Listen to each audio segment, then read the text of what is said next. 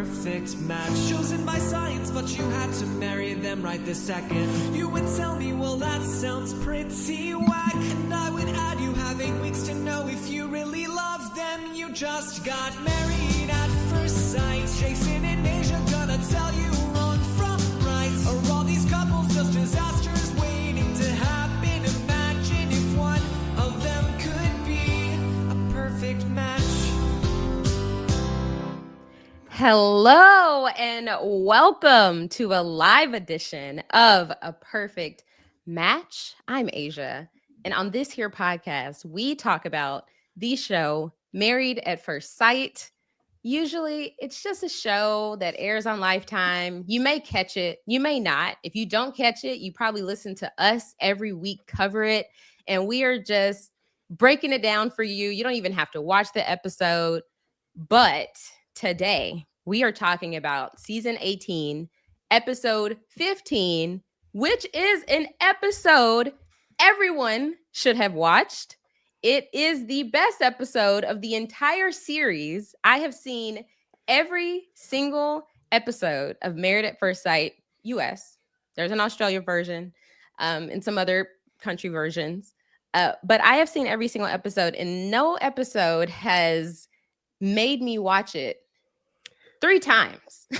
So we are here to talk about season 18, episode 15. We are live, so make sure that you're getting your comments in the chat. We'll look at those, bring them in throughout this episode. Very excited to be here live on the RHAP YouTube channel, but I'm not alone. I'm not just here going to give you a monologue about my thoughts, even though I could fill it up because I have thoughts. But I'm here with my co-host, who's been with me since season 14. You know, we've had, this commitment to each other to podcast about Married at First Sight. And this season, we've had Mari join us, and Mari's been, filling in and bringing the jokes and just being so great. And I feel that partnership really well. I really enjoy, podcasting with Mari. And so I'm thinking I need Mari to kind of break things off for me, because I think that would be the most appropriate route. But anyway, that we could save that for later. It's my co-host, Jason Reed. Jason, how are you?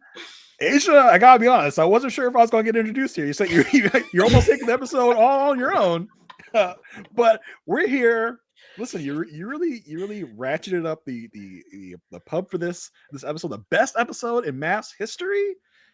I don't think that's wrong. I think that's correct. There was so much that happened here. Not us starting off agreeing. Listen, if they found a way to add the Akechi soul snatch that MM did last episode in with this episode, I just think there would be no better reality show episode in the history of TV. But listen, there was a certain point in this episode where things were happening, and I was just like, wait a minute. Let me pause this, because this is gold. Let me get my popcorn popped. And you know when I think popcorn, I think I just automatically think of Over Redenbacher, don't you guys? Don't you guys? Yes. When you think popcorn, you think what would be a tasty treat? Over Redenbacher is the popcorn. Don't you guys agree? Isn't Over Redenbacher the best popcorn ever? Lately, I've been preferring Lesser Evil. That's Lesser. Aysha, we're getting paid. Okay, can you please play along with the sponsors? My God, it came out of nowhere. What am I supposed to do when it comes out of the blue? Over Redenbacher, the best popcorn on the block. Okay, and we're not alone. Of course, we had if she missed this episode, I would have been flabbergasted. But Mari Forth, Mari, how are you? I'm here. I am here. The podcast divorce is over. I'm back. You came skulking back after you tried to divorce us, and then they had this great episode. Just like, oh damn, I guess I gotta go back. You came back so you could break us up. Yes, exactly. No, we're the podcast equivalent of Juan and Carla. We are pretending everything is fine. Yeah. We are just happy to be on the journey with each other. We're just happy to be here. We're happy to get through this the right way, to Yes, get the through without right any way. arguing, you know, Yeah. unless y'all Sit two back gang and up watch against the me. drama. Yeah, you know, we're doing this the right way, guys. Yes. I'm just here to mosey around the house. And that's the only time I'm on camera is me just walking through the kitchen or walking through the Everything living okay? room. Everything all right? No, I Y'all should leave? good? Okay, cool. I'll be on my way. Oh You don't my want to be here gosh. right now. You know, this is So the place to be. we have a lot to discuss. So if you're here and maybe you're on this live and you're like, what is this? What are they talking about? No. Make sure you go subscribe to the Love at First Sight feed. We talk about Married at First Sight, which is this wild concept where you meet your spouse at the altar, you go through an 8-week experiment, and then you decide if you want to stay married or get divorced. So it's on its 18th season, and it just got picked up by Peacock to go another 3 seasons. So we're here, ladies and gentlemen, for the long haul. Do you think Peacock got advanced episodes of the show and they're like, we gotta put this on our network? I mean, this is gold. Lifetime said, this was okay. You can have it. Hopefully Peacock doesn't spoil the best part of the My episode Lord. like Lifetime does. I feel absolutely sorry for anybody in the group who saw that David and Allan interaction before watching the episode, because watching that episode to get to that part was so like It was up and down. It Yeah. was like, yes, it was a journey. This episode took us on so many like ups and downs, a roller coaster of an episode. Yes. And I Yeah. tell you, there were just a surprise around every corner, which is why I say Exactly. this may be one of the best episodes of reality television. You know, it'll be an underrated episode because it is Married at First Sight, but this had it all. You know, And like, it was tucked away on Lifetime. yeah, But yes, no one knows. make sure you go subscribe to the Love at First Sight feed. That's where you can get all of our podcasts for A Perfect Match, which is about the show Married at First Sight. You can get our podcast for Love is Blind, The Ultimatum, the show A Perfect Match that's on Netflix, all one-stop shop on the Love at First Sight feed. Also, leave us a 5-star rating and review. We really appreciate it. We shout out the 5-star ratings and reviews that really, that really touch us, which are all of them, all of the 5-star ratings. So this week we're going to shout out Minnie Poodle Mama. It says, wrote a book to my favorite podcast, and it cut off, so I wasn't able to see the end, but it says, but you will never get to read it. So here's a review instead. I love this pod so much that at this point, I watch the train wreck of a show just so I can see what Aysha and Jason will say about these seriously unserious people. A couple years ago, I went to the very beginning of Married at First Sight and binged 17 seasons until I was current, which is quite possibly the most unhinged thing I have done in my life. Jason did it too. I only did it at like season 12, so I had to do less. Yo, 12, that's a lot. I started listening to the pod as I got to the first season, and it was such a game changer because I don't know a single person who I can talk to about this talk about this show with. Thank you for your commitment and dedication, because now that I'm current, I'm really feeling the lengthiness of these seasons. Please don't ever stop. I feel like we are friends, and I'm laughing out loud during every episode. See you on decision day, babes. I'm not sure how many of these couples will last till decision day, but we're gonna get 2. I feel like there will be 2 at the end. The final 2. All right. The review I'm going to do is from Imani Noel. Too mad about Akechi to think of something because I cut it off. The review reads, enjoyable recaps from smart and funny hosts, the perfect entertainment to accompany me on my long runs. Thanks, Aysha, Jason, and Mari. Thank you so much. Love Imani it. Noel. So great. So if you want to get shouted out on future weeks, make sure you leave us a 5-star rating and review. We're working our way through them through the rest of the season. Also, because this episode was so dynamic and we had fireworks everywhere, our Facebook group was blowing up. We had the most action. Every week there's a post so I post like, hey, let's talk about the episode, right? We'll average maybe under 100, just under 100. There were over 300 comments talking about this episode. And then additional posts since then of people engaging and having productive dialogues with one another. Listen, not just posts, dissertations, essays, just, so long. I have to admit, I wasn't able to read every one of them because I look I look at huge blocks of text and I get anxiety. So I'm just like, I can't do this right now. So I wasn't able to get through all of them, but it was popping off in it was, but like, you know, everybody. Oh my gosh, now it's over 433 now. Look at that. Wow. Yeah. Oh, nice. Yeah. Everybody, though, let's simmer down now. We're all on the same team here, you know. Team Are Fun we? Feeds, No. we would call it. I know. Team Good TV, entertainment. You know what I'm saying? Like, you know, we'll talk about it. Everybody, just calm down.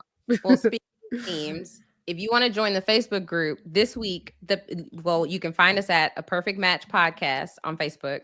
And this week, the password is... Listen, it's something we can all get behind. So we were talking about people beefing in the Facebook group about who's the villain, who's this, who's that. Yeah. We can all get behind a simple Team Allan. Yep. That is a password for the Facebook group. I think that's just the easiest way to go about it. Team Allan. No one can argue against that, right? Like you can't say no one is Team Allan. Everyone's Team Allan. How? So How if you So if you stumbled upon this live and you are not in the Facebook group and you missed all the discourse, go check the Facebook group out and type in Team Allan, because that's it. That's the only person I feel sorry about. Sorry for in this situation. Listen, this episode was so big. We got people asking to be in the Facebook group that have never watched or listened to this podcast because they didn't have a password or anything. There's people trying to get in because they searched Married First Sight on Facebook. And they're like, I'm just joining all the groups. Yeah, I'm just joining all the groups. Wow. Yeah. Funny. Oh, okay. So Thundercats, get behind me, tall man. I will protect you. Exactly. Listen, Who we can also give a huge thanks there you to for this even happening. Thank you so much, because you ask not and you have not. Right? is that an actual saying? Is that the saying? Yeah. Maybe it's a I've saying never here in heard it. Texas, but Literally, somebody's heard it. Here in Just Texas. say you miss 100% of the shots you don't. You miss take. 100%. Yeah, that makes a lot Shots more you don't sense. take. Yeah. Yeah. Exactly. Uh, All right. Yeah, Thundercats really got the ball rolling in the Facebook group, asking for a live podcast. Also, I heard on the Ask Rob Anything patron call, she asked for she hit Rob up like, hey, let's get this thing started.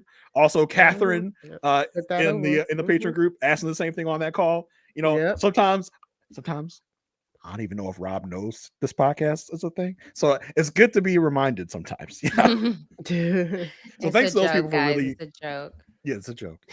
So thanks to those people for really upping the show and getting our name out there to know that people really wanted this. Yeah. Yeah.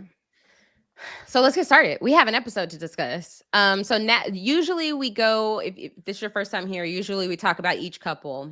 There are couples here that don't need to be talked about. So this week we are talking chronological. Usually we do that with these retreat episodes, but see, it is a saying. See, now I'm glad to have backup with having. Oh my gosh! Did not say it wasn't a saying. Who is this? Who is this saying from Yoda? Because that sounds like a Yoda saying. I have not because you ask not. That just sounds like something Yoda would say.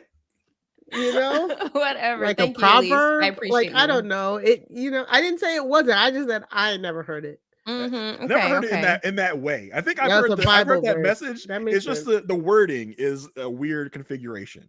There was there was silence from y'all when I said that. But yeah, so we usually go couple by couple, but this week we're going chronologically. We usually do that with the retreat episodes, but here it's necessary because the way things just went down was wild. Woo-wee.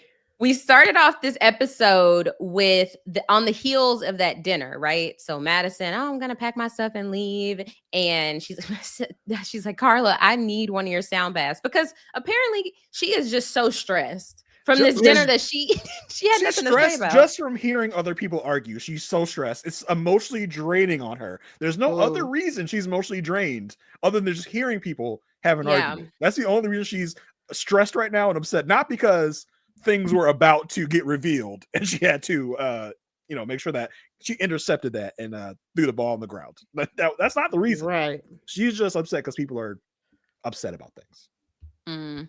Yeah, exactly. She just wants fun energy. She says a confessional. She's just like, we just spent so much time talking about the drama. But now at this point, all the ladies have migrated to the kitchen. And Madison realizes, oh shoot, like I left that table, and she's like, I'm sorry, and Michelle, I didn't mean to be insensitive to you guys. I was just overwhelmed for both of y'all. It's like, nice spin, girl. Okay. So Michelle starts to get in her feelings at this moment because she's like, she felt like everybody was on David's side. No one was really backing her up.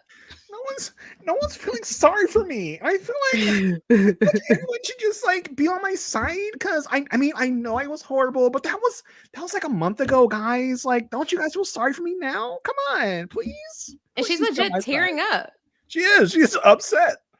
Yeah. She was upset. She was like, I just can't keep getting shut down, and I'm just like, okay, girl, okay. Yes. So I know, I was like, it's so hard in this moment because it's like none of us have forgotten what Right. has, like, what it's been up to this point for her, like how she has been in this marriage, so checked out, but won't check out. No, Yeah, exactly. Yeah, it's hard to feel sympathy. I think that's what all the other ladies, everyone there is feeling. Like, it's hard to feel sorry for you when we know how you've been dogging David. exactly. Not even behind his back, but in front of his face. So now that you feel like you have a hand up on David, you want us to come to your defense and your rescue, but we didn't forget. Like, we all know y'all didn't actually have a relationship. So like we can't feel but so sorry for you. We can't feel but so much of villainy towards David. Now, we didn't know. No one knew at that point. At that point, right? Nope. What the exact situation was. So at that moment, everybody's like, I mean, everybody's just kind of like, but I mean, like, you didn't like him though, right? Like, that's how it kind of is. Like, yeah. Even Juan said that on the after party. He was like, I really wasn't taking her too seriously because she wasn't into this marriage. Exactly.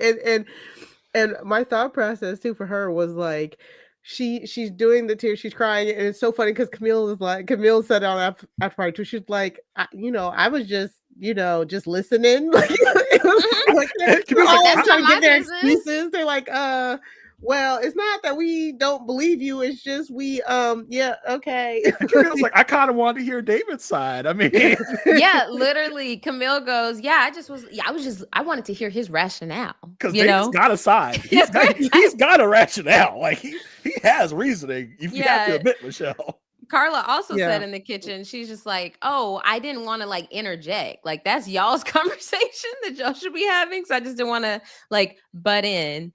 And Michelle's like, but you guys interjected when MM and Ike were having their issue at the 1 month dinner. I'm sorry she didn't say something like that. Like, right, not the same situation. Not the same situation at all. I mean, like, Michelle is literally trying to rewrite history. I didn't get to talk about it last week, but when she said at that dinner table, she's like, yeah, I was starting to open up, and now, like, I was trying. You saw I was trying, and now my guards are all the way up. I was like, Bro, since when have you opened up anything? Exactly. So MM basically just says like, okay, she's like, just hear him out. And she's like, but he'll talk himself either to the grave or to glory. We get a quick scene of Allan and David outside, which was just like, bro. Oh, this on my third watch is when it hit the most. Yeah, just like, really, like, and so I want to have a gall meter, because the amount of unmitigated gall that was being thrown around this whole episode was just outrageous. Yeah, and this next David and Allan interaction was a 4 on the gall meter, because out of 10? I was gonna do out of 5. You want to do out of 10? Okay. Okay. No, it's out of 10. I was gonna do 5. We're just trying to figure out where you at. 100? Yeah, like, I don't know. So we're 1 to 5 podcast. Let's keep the theme up, okay? Okay. Gotcha. This little interaction was like a 4 on the gall meter, because, like, bruh. Well, first of all, this retreat was located in the heart of Audacity. Correct. Thank you, Kathy. Thank you. The heart of Audacity. What neighborhood is that? What neighborhood is that in Chicago? It's like, oh, I haven't been to that part. But let's talk about Aysha. Let's Yes. let's get this. Okay, so basically, Alan's just like, look, like, man, he's coming to him as like man to man, like you weren't fully in the right. But then David's like, yeah, I'm just realizing the things that I need. Like, I just need some tender love and care, and I need the attention. He is talking to this man about this man's wife giving him tender loving care. And I mean, Alan was just like, well, you weren't right, but you also weren't wrong either. Mm-hmm. Let's talk to you in like an hour and a half, Alan, and see how you feel about that. Okay. Yes. Oh, so this was tough because they're bros. Okay, so Clearly. Then we get Camille and Thomas going to bed. Camille said, I'm just glad that ain't us. She'll take her makeup off like, that ain't me, girl. I'm actually so glad that we're not a part of any of this. The old married couple, they like, we going to sleep. I bet you this moment she's like, Tom, I wish you would, but you won't because you know what you got. So let's go to bed now, all right? Thomas will do-rag on, like, all right, let's go to bed. We're ready to go. He said, I'm actually too old for this drama. He literally said that. I am Get too old for this shit.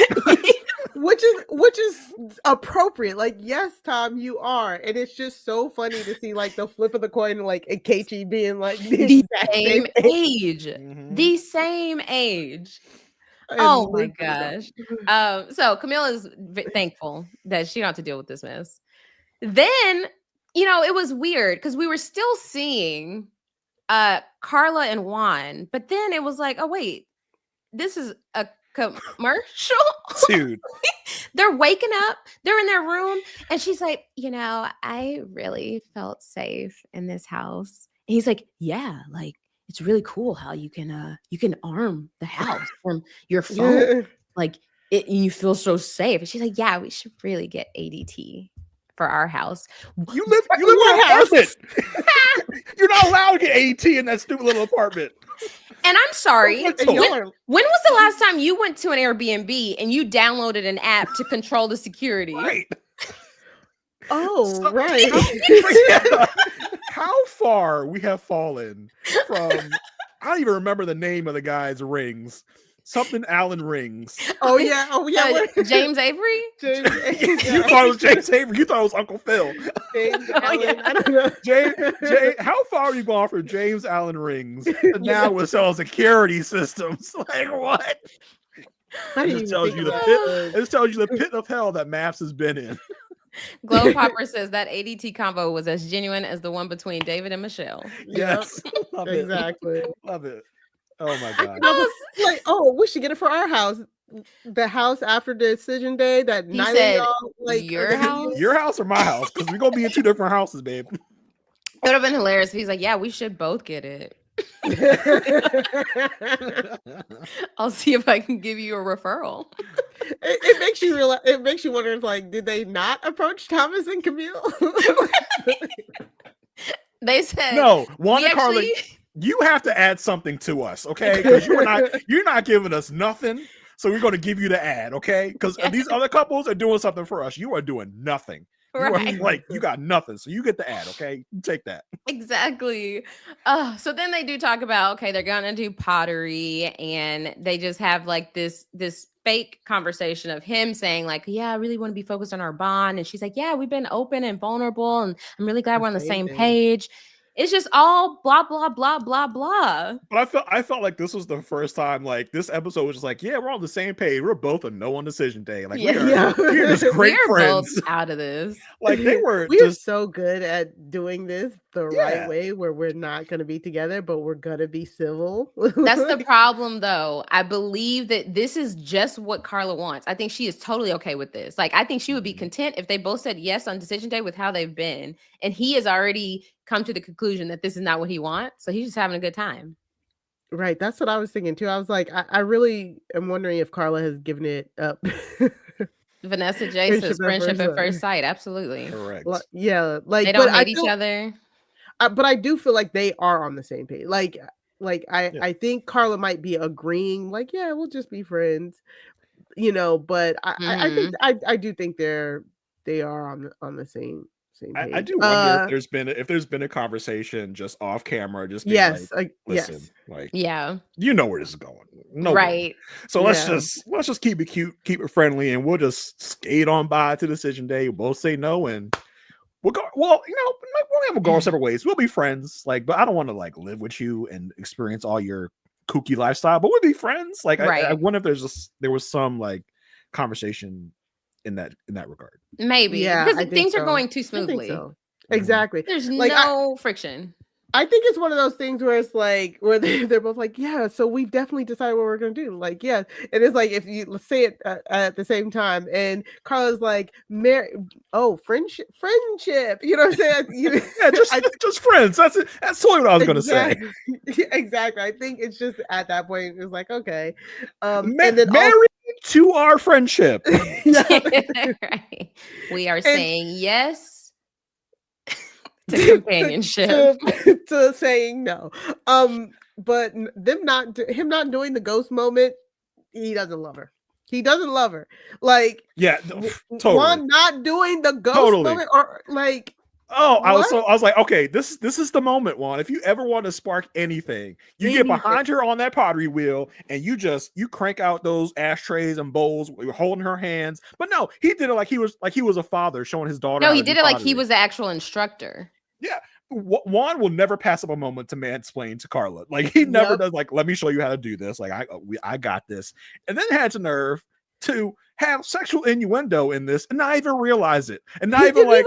Realizing. No, it went clean over his head. And he was the one saying it. Like, yes. It's like, he even laughed about it on After Party because he didn't realize it. That's crazy. Juan, who tells us all the time that he is so funny, but has never said a funny damn thing I've ever seen on this show. Like, not a once have I laughed at something Juan has said. He was on After Party talking about, you guys, you know what's funny? Like, you want to hear something real funny? Like, Allan was cooking our dinner. So that bad energy was in the food we ate. Robert says and it was crickets. It was crickets. Everybody's like, oh, yeah, I guess so. Like, yes, he literally said, you guys, you know what's funny? Like, just funny. No. Juan is as funny as David is honest. Absolutely. Truth. Absolutely. So then everybody goes to bed. They wake up in the morning. And David is out by the fire. Michelle comes to join him. And he's like, look, I never meant to hurt you. I'm a great man. I was raised by great people. I was just embarrassed. And he's like, and I'm sorry for deflecting the situation and throwing it back on you. He's like, I was just trying to be patient, but I effed up. She's like, well, how come it's taking you so long to give me this story, basically? And were you gonna say something, Mari? Yeah, because I'm thinking, I'm like, I feel, do we feel like at least one of David's apologies were genuine? And then no, because he's not lying. A single one. Not he's a single lying. one. He apologizes in one 0. breath. He apologizes in one breath and lies in the next. So no, these apologies are not sincere at all. Not a single sorry was meant. It actually decreased in value as the episode went on. Yeah, like you want to know David's true feelings? His true feelings are at the very end of the episode. Yes, where he just half-assedly apologizes to Michelle, like, sorry about the text, the food, the whatever. Like, that's how he really feels. This is annoying to him. He doesn't feel like he did anything wrong. But that's what I mean, because I feel like, because he apologized, you know what I'm saying? Like, he apologized in the car, the initial thing. He apologized. I mean, he was lying, and then he apologized. And then when he came back with the Tiffany story, he apologized. And then at dinner, he apologized. And then outside here, he apologized. But she kept like going at him. And then I'm just kind of like, well, at that point, I'm kind of just like, fuck it too. No, like, because the apology means nothing when she knows he's lying. Because it's like, you're saying this to end the conversation. She doesn't know that he's lying. But, right. So But for her to keep beating the dead horse is like, right. She's like, make it make sense, basically. She wants but she's the trying to get her answer pound of that flesh. yeah. And that's what I mean. Like, I just, the reason why I'm asking this question is because I really don't like Michelle's like communication style, because we saw this with the basement thing. You know what I'm saying? Like, state of the basement aside, she kept asking him, like, you know, are you going to move out of your parents' basement? Like, da da da da. And he said, yeah, I'm planning to move out of the basement, blah, blah, blah, blah. And she just kept asking him in like 8 different ways with like the basement thing. And he's just like, what do you want me to do? I said I'm going to move out of it. Like, I can't do anything about it right now. You know what I'm saying? Like, the way she goes about stuff like that would annoy me too. I don't know. I'm just saying, like, once I give one answer, if the answer's not changing, then you annoy me. You're annoying me. But if I'm lying, what right do I have to be annoyed? Right. I mean, that's true as well. Like, but the thing is, at the time, she assumed he was lying, which he definitely was. But I think if David had come out day one and said, I've been texting Madison, I've been doing stuff with Madison, that's it. That's it. If he told the whole truth, every time she saw this man, she would still be like, so do you want to say sorry to me? She would still be trying to get this. We do see that next episode. She's still on the case. Right. So she wants to get a pound of flesh. She wants to get like as much credit for this as possible to erase what she did at the beginning. That's what she's trying to do. She's trying to harp on this to really just totally just make us forget all that she did in the beginning of the season. Right. And again, 2 people can be horrendous, and you don't have to pick sides. One is really right and the other is really wrong. That's the only way. Yes, that's the only way. But also, like, again, the experts asked her, are you okay with someone who might be living with their parents?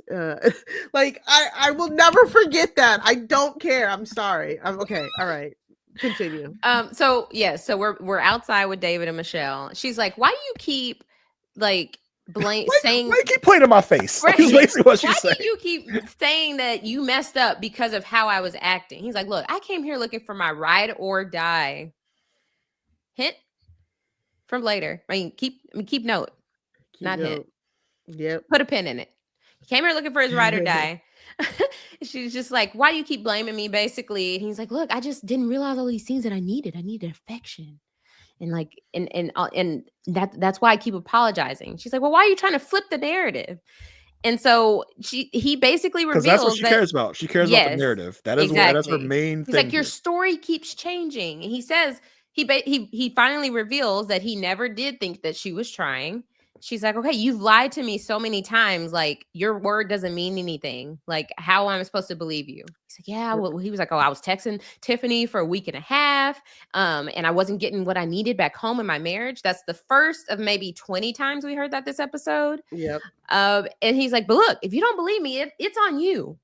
And she's like, no, it's on you because you have to prove it to me. And he's like, well, I just don't have her contact anymore. And so basically this conversation does nothing, as does all their conversations, but it's basically her just trying to get the truth out of him to flip this narrative, right? Yes. But also, at this point, she's just like, I don't know. She just keeps getting lied to. It's so hard watching 2 people that are awful argue and have to take someone's awful side. Like, that's because in the moment it flips in these conversations, because both David and Michelle have points. They both suck, but they both have points. David's like, I was getting nothing from you. Like, I was getting no affection. I was getting nothing. So I felt like this was a way for me to get that affection. And then Michelle was like, well, you lied to me before. You keep lying to me about this and that. So it's so hard watching these 2 just like tear each other apart. And we hate both of them, but like, I got kind of side with this awful person. Then I got side with this awful person. Yeah. And that's exactly what it was. Patricia says Michelle doesn't get that David being wrong doesn't take away from her being a horrible person. I mean, she gets it. She's trying to erase it. Like, that's what she's trying to do. No, but if I scrub hard enough, get this Sharpie out of this table. And again, at this point in the episode, I'm like, oh girl, come on. Again, you are dragging it. Yes.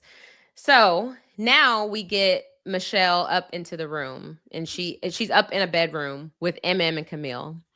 And she's like, okay, I just don't think this story is true. And Katie says, get Michelle into the traders for real. 100%. Because that's what she reminded me of think it's this never on the whole traders. episode. Okay, maybe the interrogation portion, but I'm sorry. I still have some questions about how involved production was with this. I'm sorry. I don't think she came up with this all on her own personally. Well, production. I feel like he was messy enough to give her reason to believe it. I don't think there was a it was this perfect plan that they just no one would be able to tell. Right. That's why, and I think production was like, wait a minute. I think production found out that between them, and they're like, we got to figure out a way to get this on camera.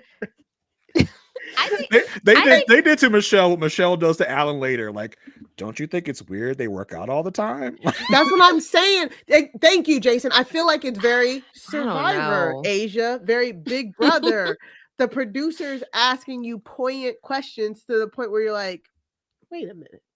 Yeah, get your gears turned. They try. I Production feel like tried David was with Allan. telling on himself though. Oh, how was the gym this morning? Oh, good. I was working out with Madison. When you say that enough, then it's like that shouldn't be a big red flag, because men and women can just work out in the same vicinity and it not be anything crazy.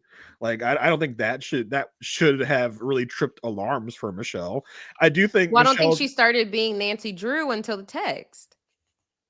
True. That's what I'm saying.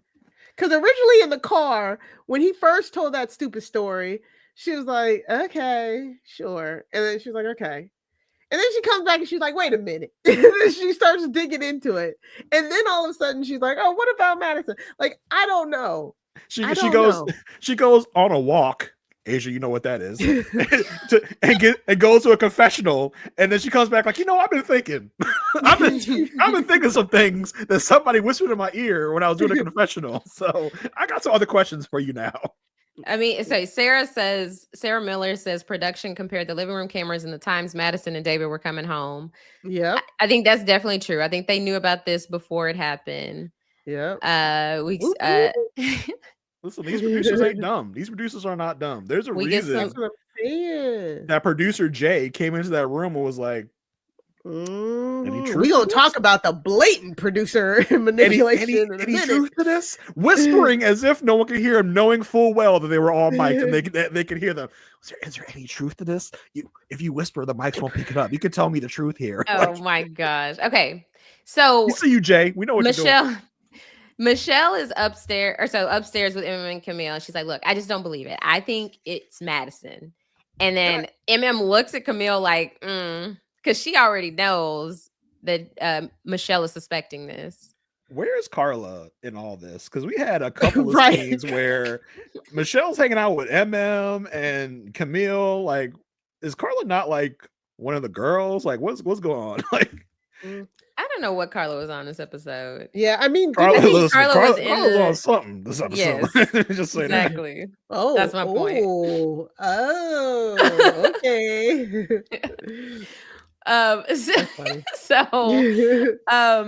Okay, so Camille's like, look, David's my guy, Madison is my girl, so this is like really hard. Like, what makes you think about this? So Michelle is going to lay out this plan consistent through the episode, saying that the night he sent the text, he was out with Madison and Carla. He went out with and Allan, but then he went out with just the ladies after that and was alone with Madison at one point. She lays out that both of their names start with the M. They are always at the gym. And so, and that Madison is her type. So that's her spiel. There's a certain point where I was like, we as an audience have heard this. Yeah, times. we actually, yeah. Is there a way to just edit that part out? Like, no, they're like, you need to hear it. MAFS loves a good recap. Right, for sure. They love to fill time. Glow Popper says Carla was like, no drama is gonna be harsh for my vibe. Carla was on one. This is too much. Me and Wancho are good. So Michelle says Showing full crime scene. Yep. Y'all gotta get her on the podcast for sure. Oh God.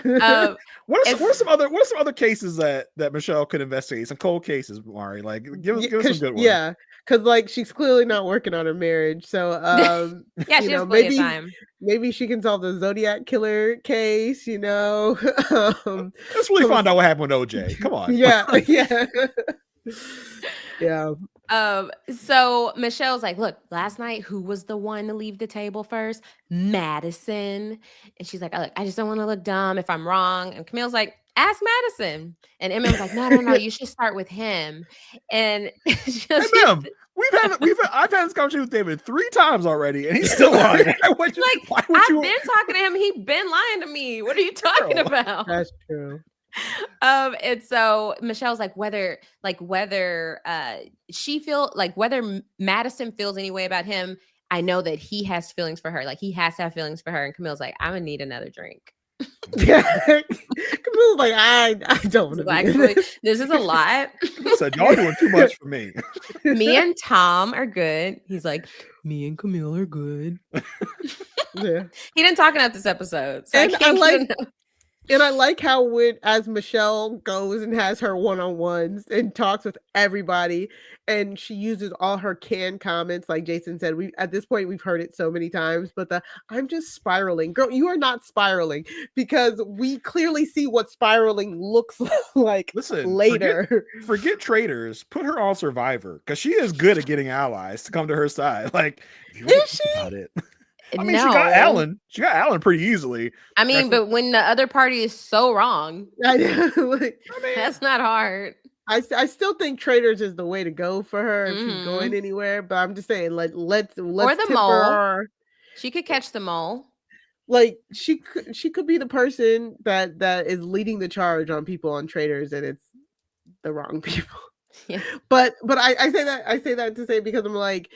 And she would go up to each person. She's like, and I was just thinking this to myself. I'm like, no, you're not. You've literally told like the whole entire cast. I don't want to like blow anything up or anything, but here's what I'm thinking. Like here's how I'm gonna blow everything up.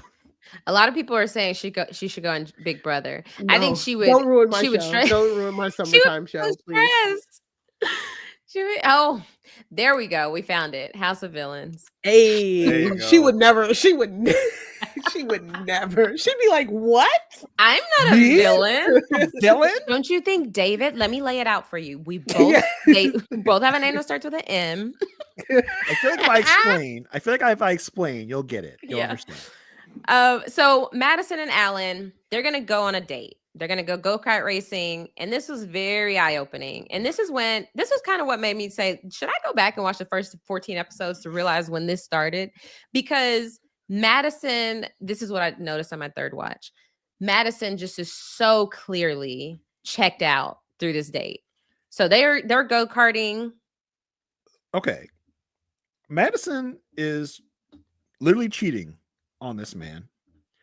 And she could not even let him win at go-karts. Like, how terrible do you have to be cheating on somebody and beat them at go-karts? Come on. Well, in fairness, I am mad at her, but in fairness, it did look like his go-kart was like busted. Like it looked like his wasn't going fast for some reason. I was like, oh, that's not fair. And let him pass. He was probably trying to let her win. Allan does not strike me as the kind of guy who's gonna beat her and be like, I mean, I would. Sad. You would. Right. You should be, like, you got to assert dominance. Oh my God. Oh my goodness. Okay. So they're doing the small talk after they go-kart ride, or they race on the go-karts. And he's telling her how he used to do this for all his birthdays. And she's like, oh, I love that. And he's like, look, decision day is coming. Like, it's going to be here in a couple weeks. Like, and I know we don't have like a ton in common, but we're like, it's fastly approaching. And so that's kind of crazy. And she's like, yeah, like, I feel like we've made a lot of progress. He's like, I feel like. Hold on, Aysha. I'm looking for the progress. Is the progress in the room with It's just in abundance. You don't see it. So he's like, well, like, okay, I know there's a couple things we got to talk about, but let me ask you, is there a part of you that is just like, I like this guy. I want this guy. I want to take the gamble. She's like, well, of course there's a part of me because I'm still here. Bruh. Because I'm still filming this television show. Where's the gall meter here, Jason? The gall meter's at like a 3 right now. I think it's off the charts. You think it's off the charts right now? I mean, this is such a bold statement, knowing where your heart is. Yeah, but I think compared to everything else going on in the episode, it's a 3 right now. This is a 3. Whew. But also, I mean, like, does Allan not hear this? Like, how do you not hear the falseness, the hesitancy? Yeah. And when she goes, actually, I feel more like Switzerland right now. Allan, open your ears. Like, this woman is not into you at all. She is Switzerland. She is neutral on you. We are 8 days away from decision day. And she is just like, I'm Switzerland in this. He's like, come on, close your eyes. Like, would you want to just take the risk? She's like, a little bit. And then we get a confessional where he's like, if she wants this to work, she's going to have to be the one to lean in. And yeah, she says she's Switzerland and she's just enjoying the good times they're having. She's basically going day by day by day until they get to the end and she can say, well, this is great, but I just didn't see the chemistry. She's trying this and he just will not go with her.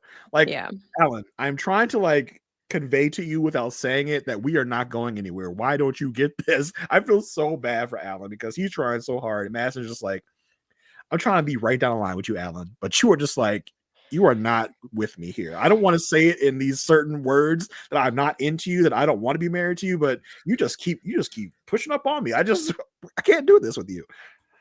Yeah, Aysha said Switzerland is not good in a marriage. Not at all. That is not what you say. Like that. It should have been just a huge red flag. But Allan is still at this point where he wants to see the best. So we get a pottery date. And like we talked about earlier, this was the moment that we thought with Carla and Juan that they were some type of flirting could happen. But no, Juan just took an opportunity to teach Carla what he had learned from his first spin at the wheel, which was his first time ever doing pottery. And he's saying all these like sexual innuendo. Am I okay? It's just good Lord.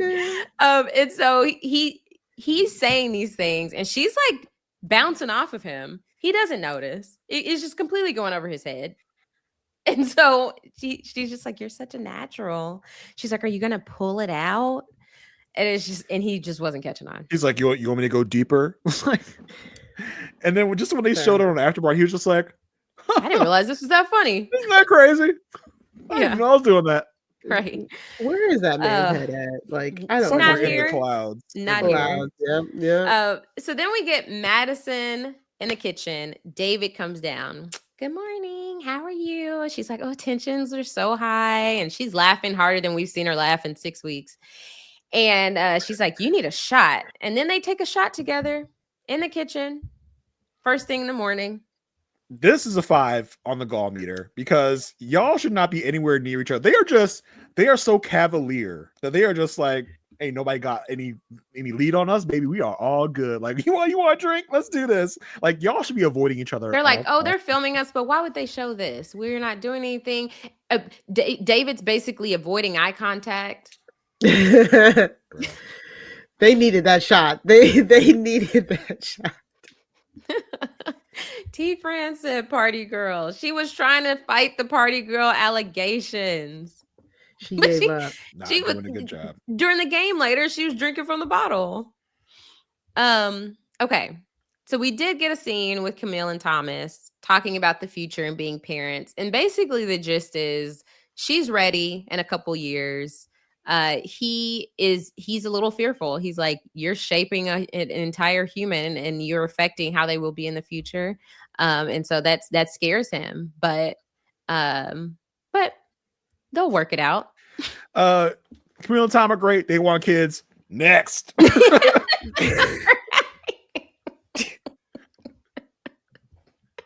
We ain't got time for that. Let's move on. All right, yeah, let's go. Never mind.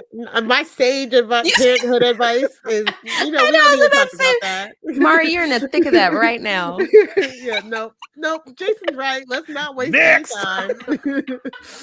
Kids are hard. Kids suck. Next. You're never ready. Let's go. You're never gonna have a Let's fun do it. moment in your life ever again. Next. They're precious sunshine. Debris Fun with chickens and stuff says, was that hot tub their date? I believe it was. Listen, there was so much happening here. I bet you everybody got a date, but they're just like, we just can't fit it in. Like we got 2 hours. We just cannot get it in there. I agree. Exactly. So yeah, they are grand. They're having a great old time. Okay. So now Allan asked Michelle to chat. I was like, production keeps telling me I should talk to you. I don't understand why, but come on, let's have a chat, I guess. He's like, they go and they sit outside. He's like, look, some of what I've experienced, some of what you're going through. I just, I wanted to talk to you because last night it seemed like everybody was dismissing the conversation. So I just want to see how you're doing. She's like, yeah, thank you. She's like, yeah, I did feel very dismissed. And she was like, I feel like David even shut you down. This is her like, how do you feel about David, Allan? He's like, oh, well, it's okay, and so then he says, like, me and Madison, we went through our ups and downs, and when we went through our downs, it really scared me because I was just thinking about the pain that I caused her, and I told her like how much I care about her, and if I lost her, man, it will be something. Would it be the conspiracy theory of the year to sit here and say this was taped after the whole blow up and they just wanted to tape this and slip this in here of the year just for us to feel the ultimate bad for Allan? You know why? You know why I disagree with you? Because of this next part and the look on Allan's face, just the shift. So she asked him, so did David tell you that he was texting other women? And he's like, oh, no. And she said, like, the night of the text, you were with him. He's like, oh, man. And it's as if like, dang, like now I look guilty by association. Like I was helping out my bro, whatever. And then she's like, she was like, did you notice anything? And he's like, no. And he's kind of questioning because he went from this moment of feeling like, oh, I'm guilty by association because I was there. And then he's like, wait, who could she be talking about? Like where? He's like, I didn't see anybody else. He said, am I missing something here? Because she's like trying to tell him without telling him, but she's not ready yet to tell him. That was if Johnny has 5 apples.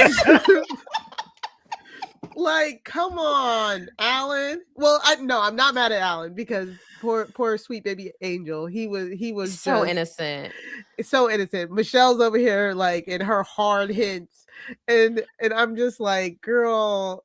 She and I thought it was so funny to me that Allan was like, no, I didn't see him flirting with anybody across the bar. He said it was just our group. It was just our group. He really was like rebooting. Yes, Barbara, because he was really going through it in his head. He's like, no, I would have if I saw him flirting with anybody else. Yeah, I would have. I would tell you. Right. So that was just the look. He went from excited, like, oh no, to wait, I'm confused because I really don't know what you're talking about. His face changed so much. It's like, am I missing something? Allan, you missed something, brother. Like big. You think Michelle in her head's just like, should I tell him now? Like, is this... No, she's like, he can't handle it yet. He's not ready to be let in on the investigation. My God, the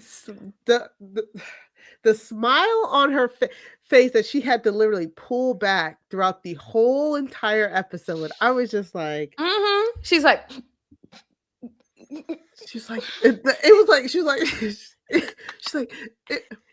Allan, I mean, did you ever think like it was just like the face, like she was trying to make the face, like the sympathy face. It was oh my God. So she explains the text and how like she doesn't think it was in response to a picture. It had to be in response to somebody he was in person with. at the bar with him Yeah. in person, Alan. I didn't Someone know- that I was really- there with him. I didn't Maybe he notice was looking. anything. Maybe he was looking at this person. Alan, do you think? Like, who else could he have been looking at the bar? Who else was there? And he What said, do you "No think, clue." Alan? Alan's like, I got nothing for you. Right. He said, I was just there with my wife. Okay. Me and my wife were just having a great time. We were having a great night. He said he noticed nothing weird. They She were was having really- a blast. You know, she was really happy that night. For some reason, she was ecstatic. He's like, I saw a side of her I never really we were seen. And out I was just together. like, things are great. He said, listen, Michelle, I wouldn't dwell on the details. I said, Alan, you need to right You now. should be dwelling on the details, my guy. Oh my gosh. Oh man. Oh, yes. So, yeah. Oh, I was going to bring up one. Globe Hopper says, I meant to bring up. oh, okay. I was about to bring that one up. The good life. The days call are is kind of coming- normal. The Yeah. call is coming from inside the house. That is Yeah. correct. Alan, Pick up. come Oh on, man. my gosh. Okay. So then they play a game, which I'm so glad they played this game and then try to do some type of prom. That's such a waste of time. Yeah, Aysha, you know, when I think of games, you know what games I really love to play? You know what game they should have played? A classic game of Guess Who. I Yes. really just love Guess Who. Uh-huh. It's a classic family game that you could all play. It's a much better game than Most Likely To. This game will not hurt anyone's feelings.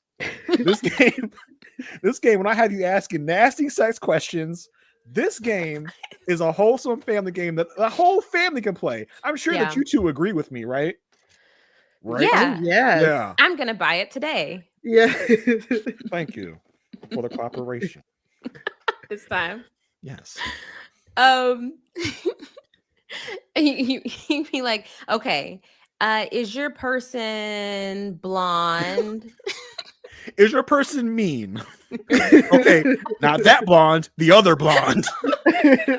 Is your person fake nice? Ah, got Does it. your person Well. go to the gym a lot? There we go. Yeah. Ding, ding, ding. With David. Okay, so they played Most Likely To. And this is the messiest game of Most Likely To I've ever seen. A MAFS staple, though. Yeah. The Most Likely games have brought us some real good moments. I think. Guess Gina Who said, Cheating guess from who Gina. cheating? Guess Who Cheating Edition. But the Most Likely games have brought us some really like standout moments. I can remember none better than the Mark and Lindsay season. That's just Oh. the season I'm gonna call it. When Yeah. when they got on Lindsay's last nerve and she just threw a hissy fit. So this game is liable to bring out some Oh real my God. feelings. Shannon, said, "Does your person Shannon, stop it. straight teeth?" Does your person like straight teeth? Shannon, you know that's not right. Oh my gosh. He's my getting heart Invisalign. hurts for- I don't. He probably went home and Hopefully, He threw them took joints that away. Invisalign out and smacked it across the face with it. He should have. he should have left it on her pillow, Uh-huh. out of the case. Okay, so they do Most Likely to Die in a horror film. They guess Alan, Michelle. David guesses Michelle. He just said because she'll get caught. Most likely to have an orgy. Michelle says Carla. Juan says Carla. Most likely Poor to become an Carla. exotic dancer. Alan said Wancho, because if you have the assets, you should capitalize on it. And they're like, what assets? He's like, you know, the whole pool boy thing. Then we go to a confessional where they're like, show us the pool boy Useless. thing. And he starts unbuttoning his shirt. He's like, yeah. What? Did y'all see his manscaped chest hair? I was like, why? Why? It It ain't was right. a lot. It ain't right. I should not have been subjected to that. We didn't need that. Juan, We're in the you're middle not giving of us a really nothing good else. episode. You might as well give us your abs. Right. Oh my gosh. And then most likely to be into adult latex play. I love Camille's like, Alan, Oh my god. did you submit a question? Oh 'Cause my I gosh. feel like this is an Alan question, and wouldn't you know it, it was. He's like, She- well, it's when you're, you have like skin tight latex on, and then there's holes in certain places. And he was just, Oh, Why did he pick a kink that was so specific? Like, Specific. like just say who's most likely to have kinky sex. Like, why did he? It's way too specific. Listen. Madison, the ultimate villain, but sometimes I'm like, Alan, I kind of see why she like. No, but what was the goal there? For people to guess Alan? No, I think he wanted. I do think most of the time Alan's trying to get some sort of reaction, and I think this reaction is not the one he wanted to get, because everybody was just kind of like looking at him like, really, Alan? Like, this is your thing. This is what you wanted to He said. Thundercat says has no clue about Madison and David, but knows everything about latex play. You're focused on the wrong stuff, Alan. You're focused on the wrong stuff. Open your eyes. Take your eyes off the latex porn and get him on David and Madison here. Please. He literally thought that he said he thought everybody knew what it was gonna be. He really genuinely thought that was just gonna be a genuine question, and they were gonna be like, "Ooh." Leah the JD PI. I'm not gonna put your comment on the screen, but I'm gonna come on. Let's not. Okay. Don't be the Alan of this YouTube live. Okay? The YouTube comments. Oh my gosh. Okay, this is the switch where it started to get a little bit more direct. Most likely to get caught cheating. Madison drinks directly Michelle's from the bottle. I wonder who put that question in. Right. Michelle says David because he was. Then Juan, Allan, and Madison also said David. And then Thomas said himself. Thomas. That was Thomas said Thomas with an arrow pointing up at him. And Camille looked at him like, I beg your pardon? Is this you need to tell me, sir? This is an odd way to tell me. He said, well, it says to get caught cheating, and I'm not a good liar, and I've been caught before. Okay. He said it doesn't say who will cheat. Facts are facts. So you read too deep into that. That's how you know Thomas is so out of the drama. Yeah, that's what he was trying to do. He wasn't trying to name anybody else. Camille said, okay, you're going to accidentally fall down the stairs tonight. Yeah. I love me some Camille. I love her. Her and Thomas. I love it. And so then the next one is most likely to swap partners with another couple.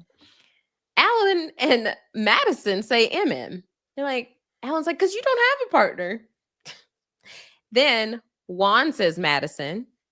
Michelle forgets to write a name, but she's like, oh, I'll go with what Juan said, which is also Madison. Mm-hmm. And Alan's like, I'm curious about that. Why y'all saying Madison? Oh, no. But Juan, who in the after party said he even at this point did not know about the David stuff. Yeah. He just said from going out with her. And like, he was like, oh, she seems like she'd be somebody who would want a sugar daddy is what he said. Yes.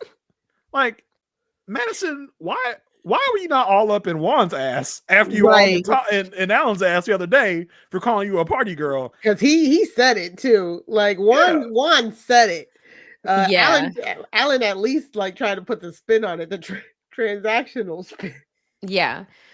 So then they try to move forward. Who's most likely to have children first? But things get a little awkward. Michelle gets up. Allan says he has to make a call. Then we get the like peek around the corner shot of Michelle and Allan in the kitchen talking more. So this is Michelle's second attempt at revealing the alliance. So Allan came to her. Like, is Allan? Well, he's cooking. Yeah, well, I have to make a call. I have to make a call, which is it sounded like it might have been like added in there. And then he goes in the kitchen. I think he also might have gone to the kitchen, like check on Michelle, which is, like Allan is such a good guy. Like, I feel like he would do that. So Michelle's just like, look, Allan, I got suspicions. I'm not ready to say it. She's like, you got anything? He's like, no. He's like, I just didn't realize like the text happened that night when we were all out. He's like, so I'm trying to think back to that night, and like nobody was there. Like nobody else was there. He was like, it was just us and then the random couple we took the thing from. So I have no idea what you could mean. Michelle's like, yeah, keep going. She's keep just like going. nodding, You're like almost there. Like, who was there? Who was there, Alan? He's like, it was me. It was Carla. Oh my God. Is it Carla? Right. Exactly. It's so far out of his mind because he has that much trust in her. Madison was there, but I mean that couldn't be right. That couldn't be a thing. Like, no, Alan, like stay on Madison. Like, you can just see Michelle trying to like pull it out of him with her eyes. So hard. Like, come on, and so he's like, I just didn't see her talking to anybody, and she's just like, he didn't see David talking to anybody. And Michelle's just nodding. She's like, do you know something? She's like, look, I have a gut suspicion. Just don't want to say anything. He's like, unless something happened after, but I just know like Madison and Carla went out. She's like, and he went with them. He's like, oh, okay. He's like, he squints. It's at that moment he does the Winnie the Pooh, like, think. What could it be, you silly bear? What could it be? Think. Oh my God. So he's like, okay, weird. Didn't know that. He's like, I thought I was in the doghouse that night because I had said some stuff. And she's okay. He's like, okay, I think I know where your thoughts are. She's like, okay, and am I spiraling? He's like, I personally can't see it. We know that, Alan, because it took you this long to get to that point. She's like, do you think they have each other's numbers? Like they work out together? He's like, I literally never thought about it. She's like, come on, the M and the M. He's like, I don't know. And so it's just this like confusion. And she's trying to lead him there. And he's like, he said, I pray to God it's a spiral. And she's like, I'm not ready to blow it up. Like, let's keep this between us and Camille and MM. And I think I told Carla. Right. Let's keep it between everybody but David and the only people that don't know are David and Madison. Exactly. Yeah. And so she was like, if I asked Madison, like, do you think she would lie? He was like, well, if one person lies, why wouldn't the other? And so then he's cooking, but he starts crying and he's like clenching his hand like Arnold. And he's just like, Arthur. Did I say Arnold? Yeah. Not me correcting myself. Arthur. Yeah. This won't be his only Arthur moment in the episode. Right. So he's clenching his hand like Arthur. And she's like, why are you getting upset, Alan? Like, do you know something? No. Girl, have some empathy. The gall meter's on 5. No Michelle, he is upset right now because this is what happens when you think someone you love is cheating on you. That should tell you why you are not, like, you don't care about David or this relationship. Because this is what happens when someone thinks they're cheating on you when you're in you're in a one-side relationship, but the one side you're on feels pretty heavy for this person. I think it's pronounced Stasha. Put it perfectly. Michelle's putting 1% in that relationship, which is why she's removed of any feelings, but just anger because she's just like, oh, the audacity. She's but like, Alan was. She's like, why are you crying? Why are you getting upset? Do you know more? Is there a reason you're feeling this way? Does this confirm anything? So annoying. And like Alan has been putting in 100% because he cares, and he's been trying. He's been trying to make this work against all odds. So hard. He's been trying so hard. We saw him with the Invisalign. We saw him with the clothes, and we're all seeing as an audience, like, Alan, what are you doing? Yes. This is, I felt so sorry for him. Yeah, Glow Popper. Michelle was on her victory tour. She trampled right over Alan to keep basking in her validation. Absolutely. Yeah. Just did not care one iota about how Alan would feel. She just wanted someone on her side. She wanted someone to tell her she was right. Mm-hmm. She wanted all of that. She wanted allies in the war, not even worried about how Alan would feel about this by just like pretty much just hitting him with it and not even like really kind of preparing. Like, I mean, she did kind of prepare him, but she really just kind of hit him over the head. She was determined for it to happen at this. It's like, listen, so funny. She's like, Al, you're not getting it, so I just gotta tell you. I just gotta lay it out for you.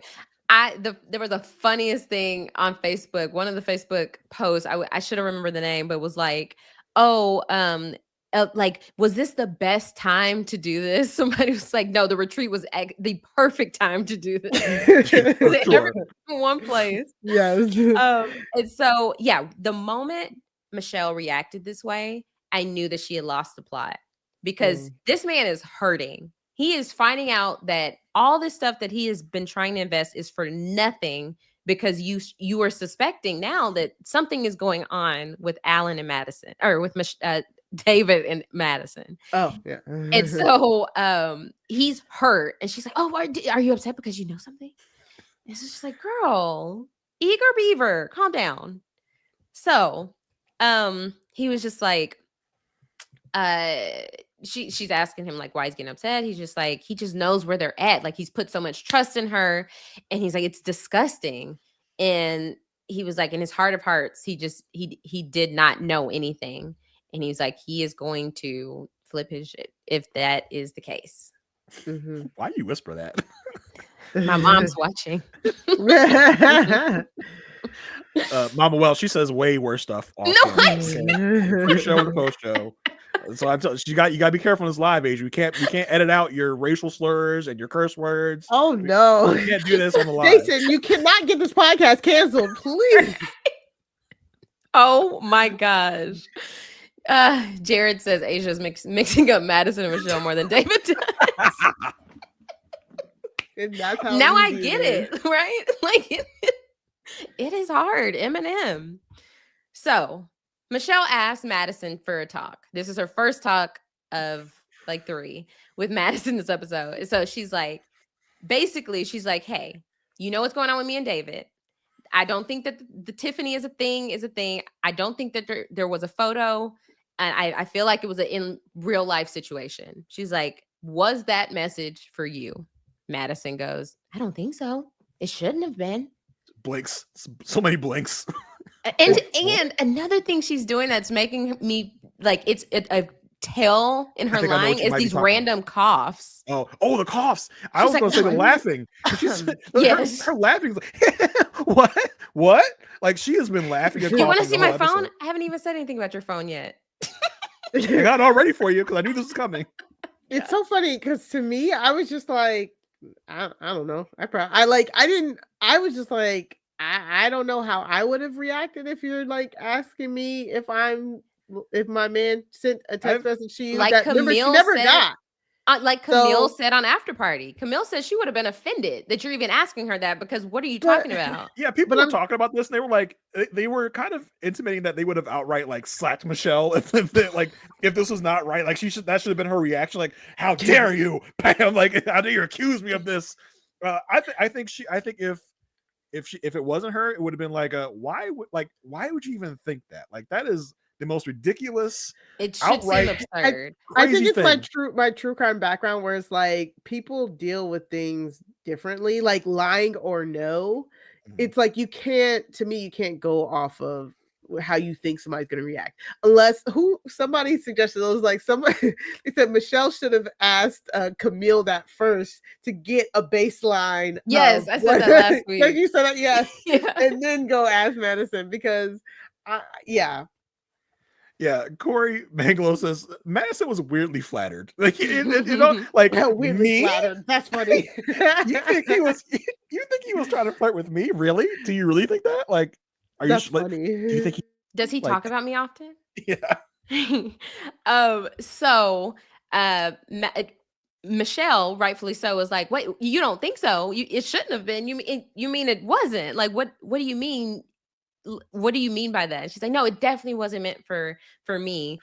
She said, "David and Allan definitely wasn't meant for me." Like, David and Allan were together most of the time, and we went out after with Carla or whatever. She was like, "Do you have David's number?" She's like, "Yeah." She's like, "We've texted about the gym a couple times," and she's like, and Matt's like, "Do you want to see my phone?" And so Michelle's like, what? She's like, no, I mean, like, she doesn't really give an answer, but she says, she's like, well, thanks for sitting down with me.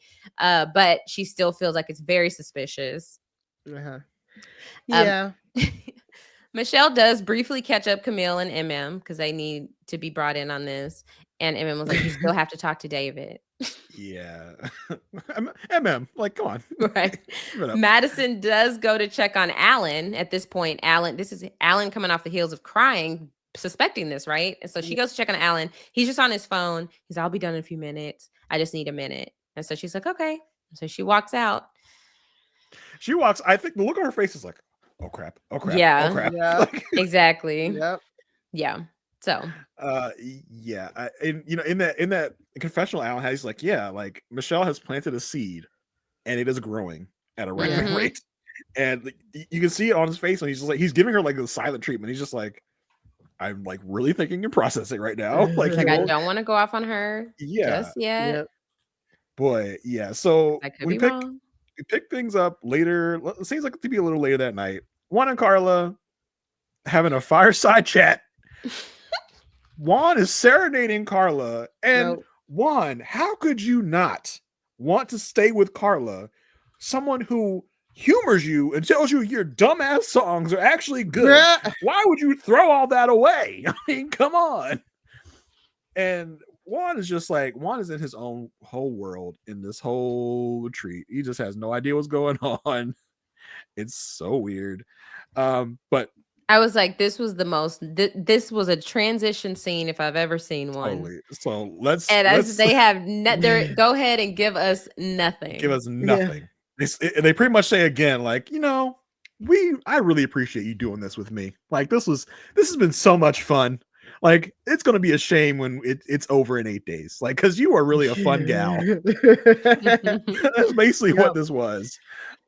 Jared said the song was fire though. Jared, you're not allowed to want. I don't know, Jared. You're not allowed to want, Jared. But yeah, we then let's get on to the important stuff. Enough about Juan and Carla. Michelle pulls David for a chat. There's so many pulling for chats in this All these episode. one-on-ones. Is she hey, HOH? Hey, can I talk to you for a minute? Okay. This is The Bachelor. Right. Second, Can I pull you for a second? for a second. So they sit down again, and David just like, David, who cannot sit straight to save this man's life. This man's just like, yeah, what's up? Can I help you with something? What do you need? Just the man cannot sit in a chair the correct way. He just cannot do it. So she says, so surprise, surprise. I don't want to talk about the text again. I have one more question for you. So what have we been talking about the past 2 weeks? The text. So let's get back to it. Let's go again. Time So, for your next round of interrogation. Can I just say, at this point in the episode, I'm sitting here like, I hope she's wrong. I hope she's wrong. And she looks so stupid because, girl, come on, man, you're doing too much. Like, this was the moment where I was like, I hope she's wrong. I hope she's wrong. David. Gina said he can't sit up straight. It's been bothering me since really the has. wedding. It really. I has been have not bothering her noticed since it the until Do this it. weekend. Nope. He does it all the time. Oops. What are you doing? I'm trying to do something. Things keep. Okay. Okay. Thundercats. David is legit spineless. The man has no spine. He just can't sit. So yeah, Michelle. He's that floppy thing. He has no vertebra. The man has nothing. Oh my god. Yeah, so she's like, let's talk about the text again. He's like, we have to keep talking about the text. Like, I told you I was done with it. She's like, but I'm not done with it. I'm not done. I'm not done carroting. She says, well, I talked to Madison, and so is there anything you want to say? She doesn't tell him what Madison said. Yes, I peeped that. I was like, okay. That's interrogation 101. Yeah, that is. She's like, we're gonna cross-reference. Yeah, so I talked to Madison. Is there anything you want to say about what Madison may or may not have said? He's like, nah. He's the most uninterested he can. Like, no. He doesn't react at all, which is so telling. But he thinks he's doing something with it. He thinks he is. Here's another one. She should have been like, I talked to MM. To get a baseline. Was that message for MM? And he would be like, MM, no, that is my friend.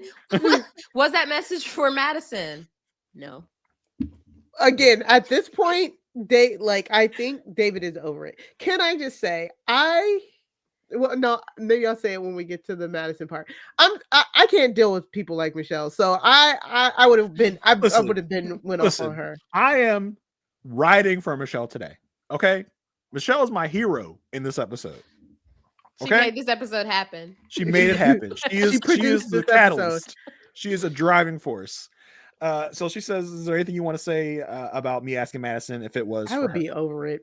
At this point, I would be over it. He's just like, no. She says, "So you're not just gonna like, you had no reaction to me saying it was Madison. You're just gonna act like nonchalant about it. You have no surprising, like, why would you say Madison? Nothing like that." He's just like, no. Like, I'm not curious. When it went right back to bed. Yep. He says you because David perpetually in this episode is sleepy or has just woken up from a nap. This man has been napping all day. He basically says, you're gonna think what you want to think, Michelle says, you're just so nonchalant about all this. Like it seems like maybe I'm onto something with you being this nonchalant about it. He says, listen, you either believe or you don't believe, She says she doesn't. He says, well, there's your answer. He's like, anything else? Is that it? She says, nope, like, unless you want to come clean. Okay. He says, I did come clean. She's like, which time?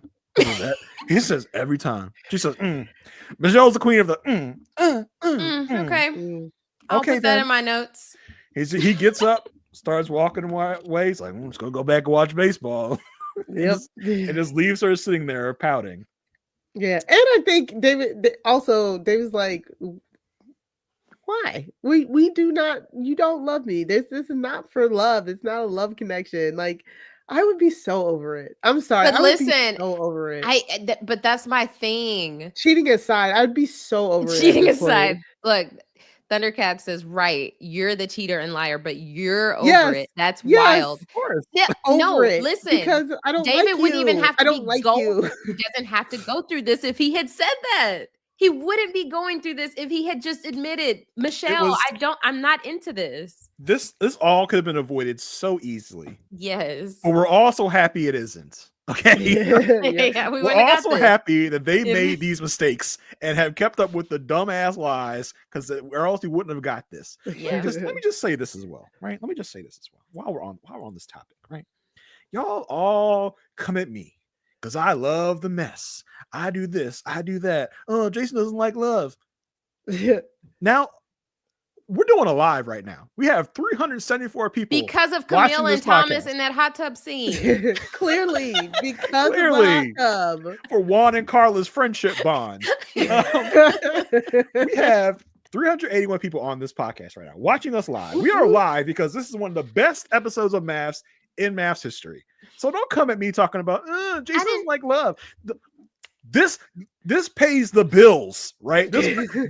This type of situation pays the bills for MAFS to exist. It pays the bills for a Love is Blind to exist. You wouldn't be getting your Thomas and Camille's, your Johnny and Amy's, your other success stories unless you had this drama. You wouldn't get your Bretts and Tiffany's unless you had this drama. You wouldn't get your. Why are you bringing all these Love is Blind couples into this? You're confusing me. I'm trying to think. You wouldn't get you can't do it with Married at First Sight because there's not many of them. You couldn't get your Woody and Amani's unless you had your David and Madison's. Okay, so Michelle, you wouldn't have. Well, I said David and Madison because they're bringing the mess right now. They are the ones lying. But so you would these situations are paying the bills for y'all to have these shows. Yes. So I don't want to hear it. Speaking of, Patricia has a good point. Y'all hit the like button on our video. Patricia, thank you, that's what I'm talking about. Yes, please, appreciate that. So rant over. I don't want nobody coming at me talking about, oh, Jason likes mess too much. The mess gets you the shows. So you off your soapbox? I'm off it now. I've stepped down. Okay. Micken said they set her up on the couch with the hot seat. Come on in for the next interview. Get the next interrogation in here. She's right in the middle. She's like, all right. But this one, Madison came and sought her out. Madison came and sought Michelle out. She says, she sits down with Michelle, says, so like, after our last conversation, I just have to ask, why have you brought me into this? The gall meter is broken. Okay. She said, I ain't got nothing to do with y'all's marriage. So I just found me and David, I was just texting my friend trying to figure out how to come and approach you. The gall meter is cracked, broken. It's no more good because the unmitigated gall of this woman to seek out Michelle and deny this is happening is just crazy. Yeah. So, I forgot she did approach her because she's trying to cover her tracks. She's like, that last conversation did not end well. I got to cover my tracks. And boy, did she just come there and just give more evidence and not cover up her tracks? Like, you want more evidence against me? Here you go. Like, you're supposed to cover your tracks here, not getting more evidence to the fact. One thing I'm not gonna do is scrolling through my phone for nobody. I'm not doing it for my family. I'm not doing it for my husband. I'm not doing it for some random hoe on a TV show. I'm sorry. She volunteered it. She did it as a false threat. Like, I am the most out on Madison. In my mind, Madison is the worst offender in this entire situation. I want to get into villain rankings later. Okay. Oh, yes. Okay. So she is using this. This is her second time using this tactic. Oh, do you want me to get my phone? She thinks no one will call her bluff. Yeah, she thinks it's like I'm offering my phone, so of course I wouldn't offer if I had something to hide. Yep. So she messed with the wrong one in Michelle. Michelle said, "All right, bring it." We have nothing but time. I don't have to be anywhere. We're all in this house together. So yeah, like I said, Madison walks into the lion's den voluntarily and says, "Why do you think this is me? Like, what is going on here?" And Michelle does the Michelle thing, breaks down the whole shtick about why she thinks it's Madison. She brings out the whiteboard and says, "So you and David were here on this day. The text was sent at this time, at this location." What's all that? She says, I thought, you and Carla were there with David. She says, "Did you ask Carla?" Michelle says, "Well, no, because you are David's type. You are Caucasian and blonde. You are his type." She said, "At first, I was thinking I was so crazy for thinking it was you. But then we had that conversation upstairs and you gave me that weird response. So now I'm just..." I know that was bad. I know. Yeah, Madison's like, I really messed up on that one. Yeah. Madison says, "Well, listen, I can't help how I react." You absolutely can. She absolutely can. She borrows a line from David. It says, "If you don't believe me, you don't believe me." Yeah, I said, "Oh, are you getting your story straight together?" It's just like, all you gotta do is tell her, "If you don't believe me, you don't believe me." It will shut her down. Same tactic. She says, "I am not involved in this. I don't know who the text is meant for." She says again for the second time, "We just text about gym stuff. And Michelle says, "Do you text on social media?" She says, "No, not at all. You want to see my phone?" Oh, brother. Okay. Michelle just says, "I don't know what to believe anymore." Madison goes to get her phone. Next Genesis said Madison texted David and was like, "I'm going to get my phone and show her. Don't text me for 15 minutes. Correct. Madison is like, whenever I ask my daughter for my phone, all the way down the stairs, just swiping stuff away. She said, "Delete Instagram, delete." Can I see the phone? Yeah, 1 second. I'm just finishing up here. Just finishing up, and I'll give you the phone in 1 second. So she gives it. She says she brings the phone down. The dumbest thing you have ever done, Massey, in your life, I'm sure. She grabs the phone. Michelle is right on it. Michelle is like on the phone, like she's like, "I'm not gonna misread anything." Madison gets on. This looks like Instagram to me, right? No. First she did Instagram. Yeah. She did Instagram. Okay. She goes to Instagram. Michelle clocks immediately. Michelle is right next to her. Yeah. She's over her shoulder, literally. Like, she's like, "Oh, so he was the first thing on your recents in Instagram." And so Madison's like, "Damn." She clicks David. She's like, "Weird. There must be a glitch." Yeah. My cell service is weird. The Wi-Fi here is, and I've never DM'd the person. The Wi-Fi here has been deleting stuff randomly, as if that's the thing that happens on Wi-Fi. The Wi-Fi just is deleting stuff off my phone. It's crazy. but yeah, Madison is like, "Oh, no message from David." Michelle's like, "That's weird. He's in your recents. Interesting." Right? Making said they're all amateurs. Michelle was too smart for them. She did not know what they were messing with. They did not know. So how is David like the most recent, but then it was like scrubbed? I'm so confused. Because she deleted his messages. But did she not just delete his name entirely? This is Instagram. Yeah. Instagram. Oh, it's Instagram. Yeah, okay. so it's like, okay, he deleted the messages, but it's probably she just did it. She was going down the stairs.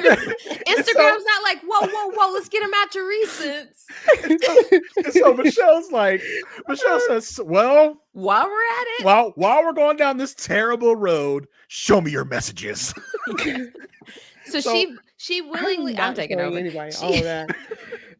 She my willingly gosh. goes through her messages, but on after party, Michelle Mm-hmm. said they actually searched David, and multiple things came up from her talking to other people about David. God, And she the- can't even and lie the- right.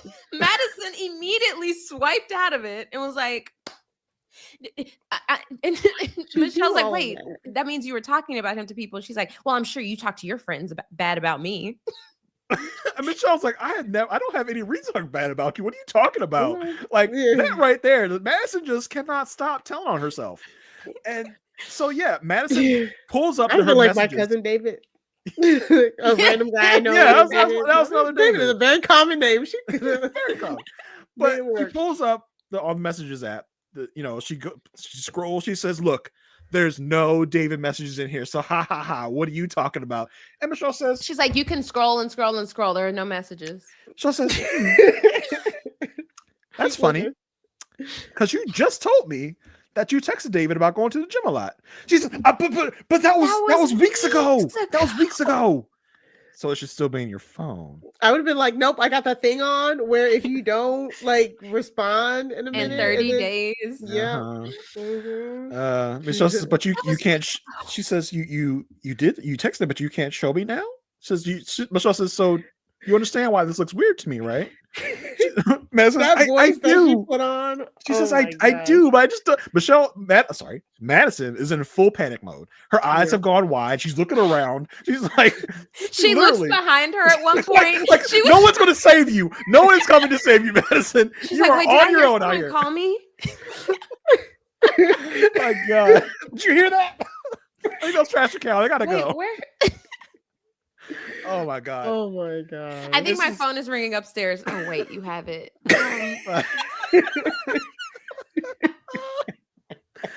Oh my God.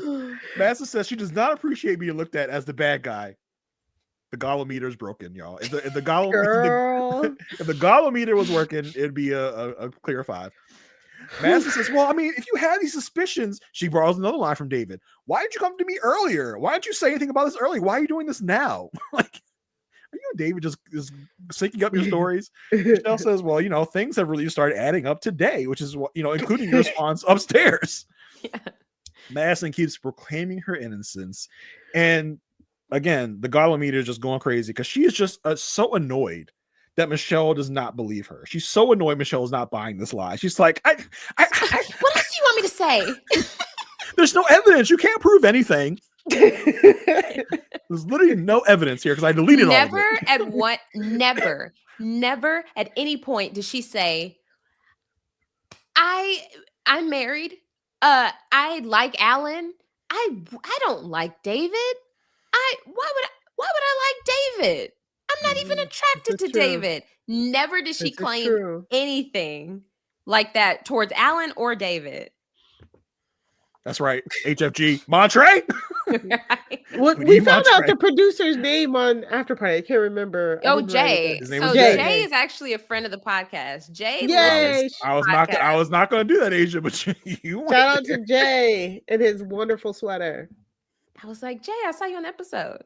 Shout out to Jay. Jay is a faithful listener, so thank you so much for the support, Jay. I Great was work not gonna- tonight. I was not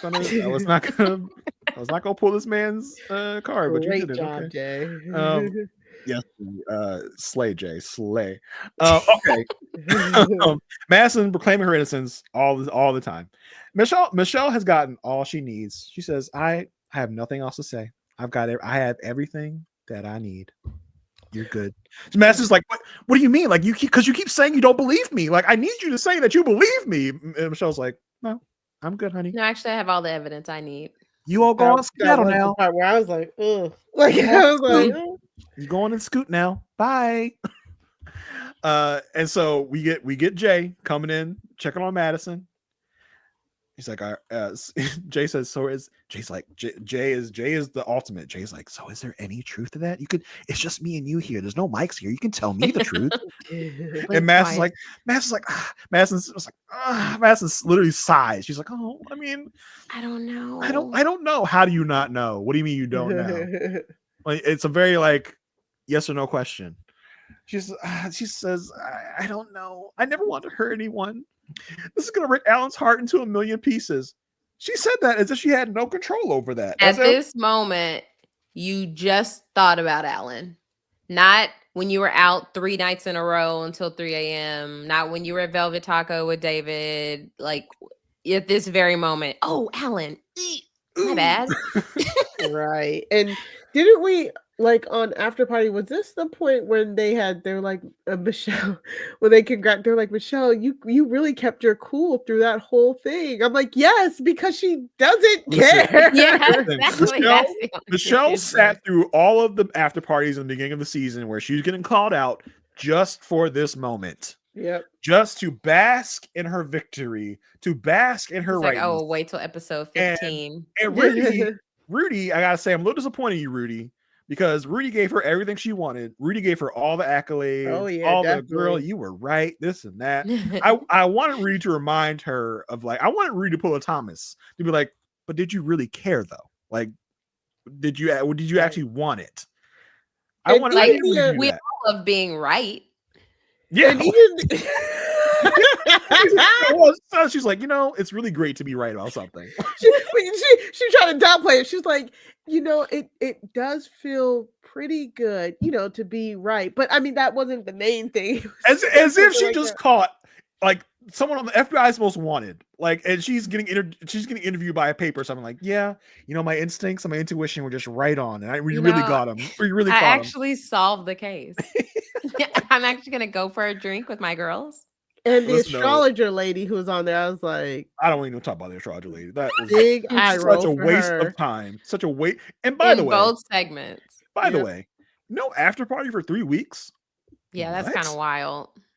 I'm pretty sure it's in order to get all the juicy stuff for the reunion. Like, they don't want to waste anything on after party. We want all of it for the reunion. Because at this point, you're only dipping into the reunion conversation and the, like, where are they now? Yeah, Rudy did mention it's the last after parties in 3 weeks where they'll be sitting down with everyone after decision day. So I'm like, are we that close to the end? I mean, we only have 8 days left, so that imagine we're following Carla and Juan and Thomas and Camille. That cannot That's gonna be fill rough. up 2 hours. That's gonna be a rough decision day. It really is. So after all of this, Madison and Michelle talk. Carla comes out of nowhere and just like, hey, what's going on? Now Michelle has been shooing away everyone. Juan came into the scene. He was like, hey, Michelle, everything good? What's up? He's trying to get a dab. She's like, you want to leave this area right now. Things are going down. Yeah. Carla comes in, she tries to shoot Carla away, but Carla's like, no, girl, what's up? What's going on? She said, Michelle. And Michelle lays everything out again about how she's had her suspicions, and she thinks it might be Madison. Like, girl, you weren't around for the Kiki earlier with MM and Camille, so I gotta update you. Carla, who I definitely think knows more than she's letting on. She was like, oh no, I do think she is just that in the clouds right now. She's in some kind of cloud, let me tell you that. She says, what led you to suspect that? And Michelle, again, just breaks it all down. Carla says, well, what happens in the dark will be brought to light. Right. Michelle's like, I don't care. Yeah. Michelle's like, listen, if I'm wrong, I'll own up to it and I'll walk out with my tail between my legs. But I have a feeling. Okay, Michelle. I might be right. Yeah, we all know, Michelle, that you are the detective to rule them all. But so now comes. We are an hour and 40 minutes in, and we are just getting. This was towards the end of the episode. Yeah, this is true. Yeah, you're right. So I'm gonna up the Golometer to 50 because that's what this was. It was a 50 on the Golometer. This whole talk. So Madison, now trapped into a corner, is trying to figure out any way to salvage any sort of reputation she might have had. I think that's what this was. Because Madison goes to grab David. She opens the door. It's Madison. David. He's like, what? Because of course he's sleeping. She's like, she's like, I'm gonna talk to you. He's like, She's like, it's Madison. He's like, oh, okay, I'll be right there. Yep. So they go to sit down in one of the other rooms. Madison's all smile. She's like, she's doing the nervous laughter. David doesn't know what to think. He's just like, what? Ms. Honey, you just adorbs and crack me up, Jason. Thank you so much. So they sit down. David is looking at Madison like, you better not blow. Are you about to blow this up right now? Like, what are you doing? Like, right is now? this Like, what you're saying? What is happening? And she's like, he's looking at her like, careful what you say here. Careful. Well, while they have this conversation that they definitely never had before. Definitely never. This is the first time. Next Genesis says, pretend Yep, this is exactly. the first time I ever told you that I liked you. She said it with her eyes, like, go along with this. Go along with it. Just roll with me here. Alicia said, recreating a conversation from weeks ago. Or at least a month ago. At least. At least. So David the things keep moving too fast. Hold on. Was it like a Lassie, maybe? This one. Yes, that one. Yeah. David has a posture of a beanbag. Yes. Love that. Love that, Leah. The JDP. I love it. You have you vindicate yourself from the earlier comment you made that was not appropriate to put on. Anyway, yes, this conversation. She says, I want to be honest. The thunder should have struck her right there. I want to be honest about where I'm at. Thunder. She says, I know we forgot. She says, late. They have, we just had this chemistry ever since the honeymoon. We're gym buddies. He says, I've enjoyed our gym dates. Gym dates. She called him gym dates. She did. And she says, we get along so well. He's like, well, I get along with everybody except my wife. He's still trying to cover this up. He's like, I don't know what you're doing here, but I go on with everybody, not just you. I go on with everybody. He's like, but my wife. right along. She's like, just follow me here, David. Follow me. She says, I've enjoyed our gym dates, going out with our friends, and all of our conversations. She says, I just think I like you a little more than I should. He just is like, what? What are you talking about? Really? Oh my gosh. She wants to be honest with him, and she doesn't think she can continue in her marriage. It's not fair to Allan.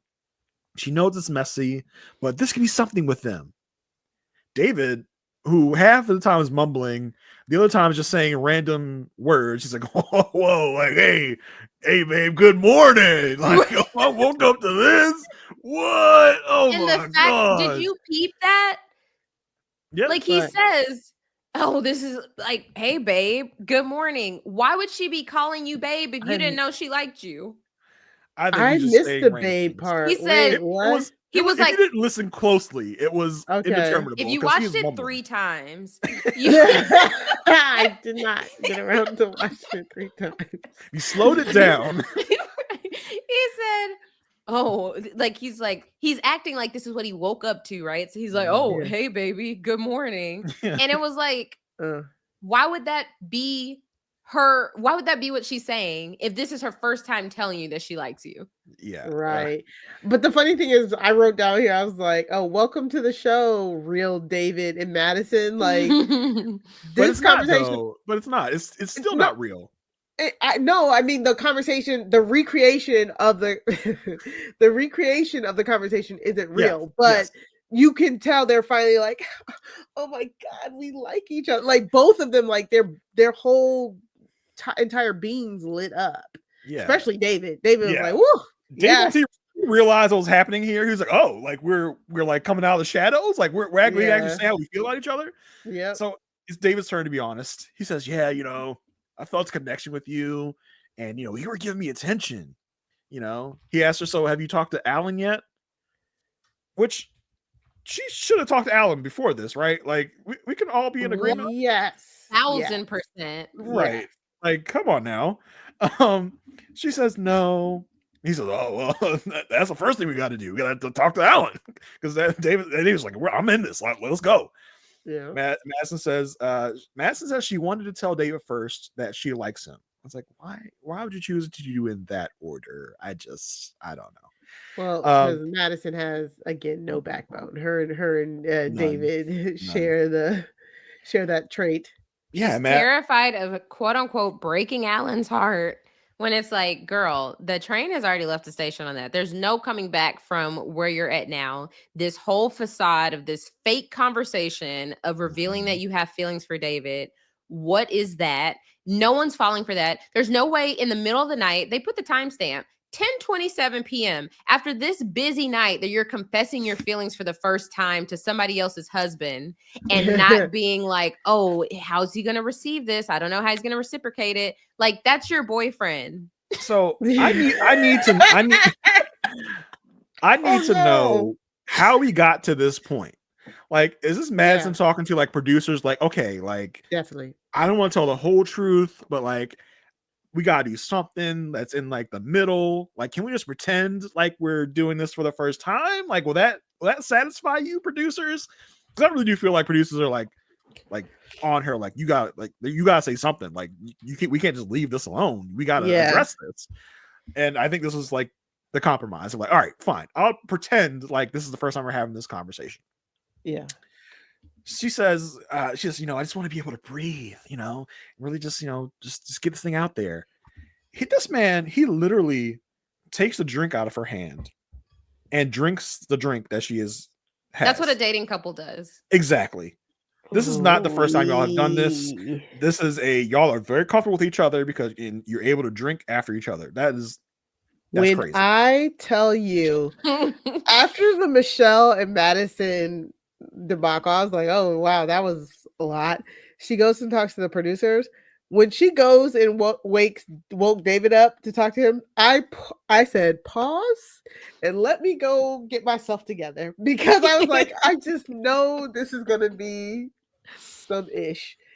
And I took at least like a 10-minute break to compose myself and be like, okay, I wasn't ready for it.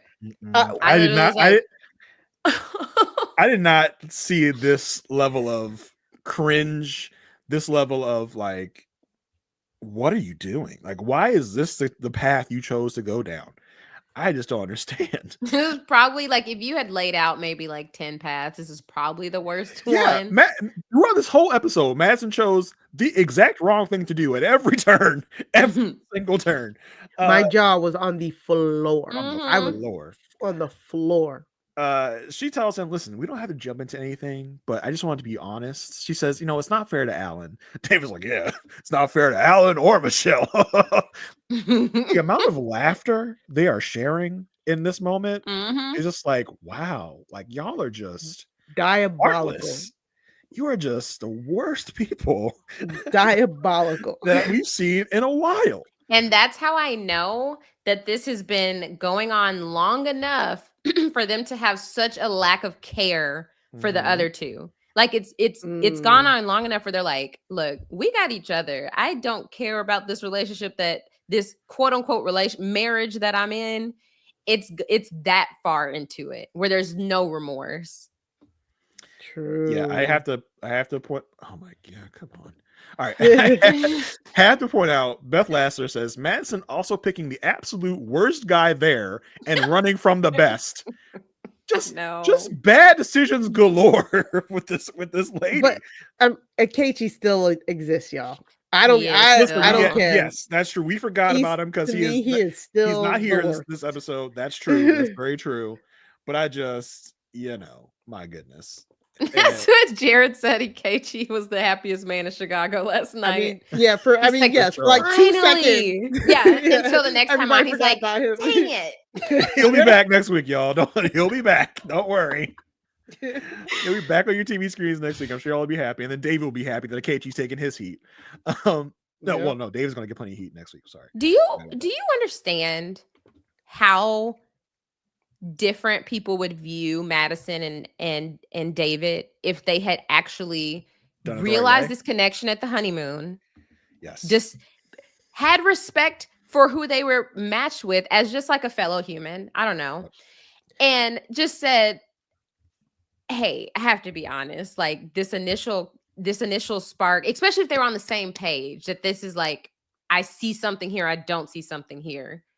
And had decided to start their relationship then rather than doing it the way they did now. I mean, start their relationship then, honestly. So y'all really, really think that Y'all really think that it started on the honeymoon? She said we've had a strong connection since the honeymoon. I mean, yes, I don't know. we saw on the honeymoon that they had a connection in a sense of like they were some of the first two people that they talked to. They had a friendship, but I don't think that it shifted to this. So like as early as a honeymoon. Yeah, let's get into this conversation because Right. I forgot who it was. Someone posted a poll in the Facebook group and said, what is the status of this relationship? Right. Is it what they said, which got almost no votes, of course, because it's nonsense. Nonsense. Is it just a flirting thing that they have been just on and off flirting, or are they in a full-blown relationship right now? What do you guys think? When did it start? What is the status of the relationship? I think they're in a full-blown relationship right now. Wow. I kind of agree with HFG. I think that it was like a flirting thing. For at least for like the first few weeks, and then after the 1 month, they were definitely like he wanted to send that text to her, which I know you're about to point that out now. That is not a text that you send when you are still in the just flirting phase at all. But I also think it might have been like, do you think there's a world where they have not gotten physical yet, and they're putting that boundary on it? Like we can't. I don't feel good about going full blown sex until after decision day. I don't think they have enough respect for their current relationships. I could see Madison thinking she was doing something by being like, said, nope. Yeah, I could see Madison being like, well, it's not as bad if we don't actually like have sex until after decision day.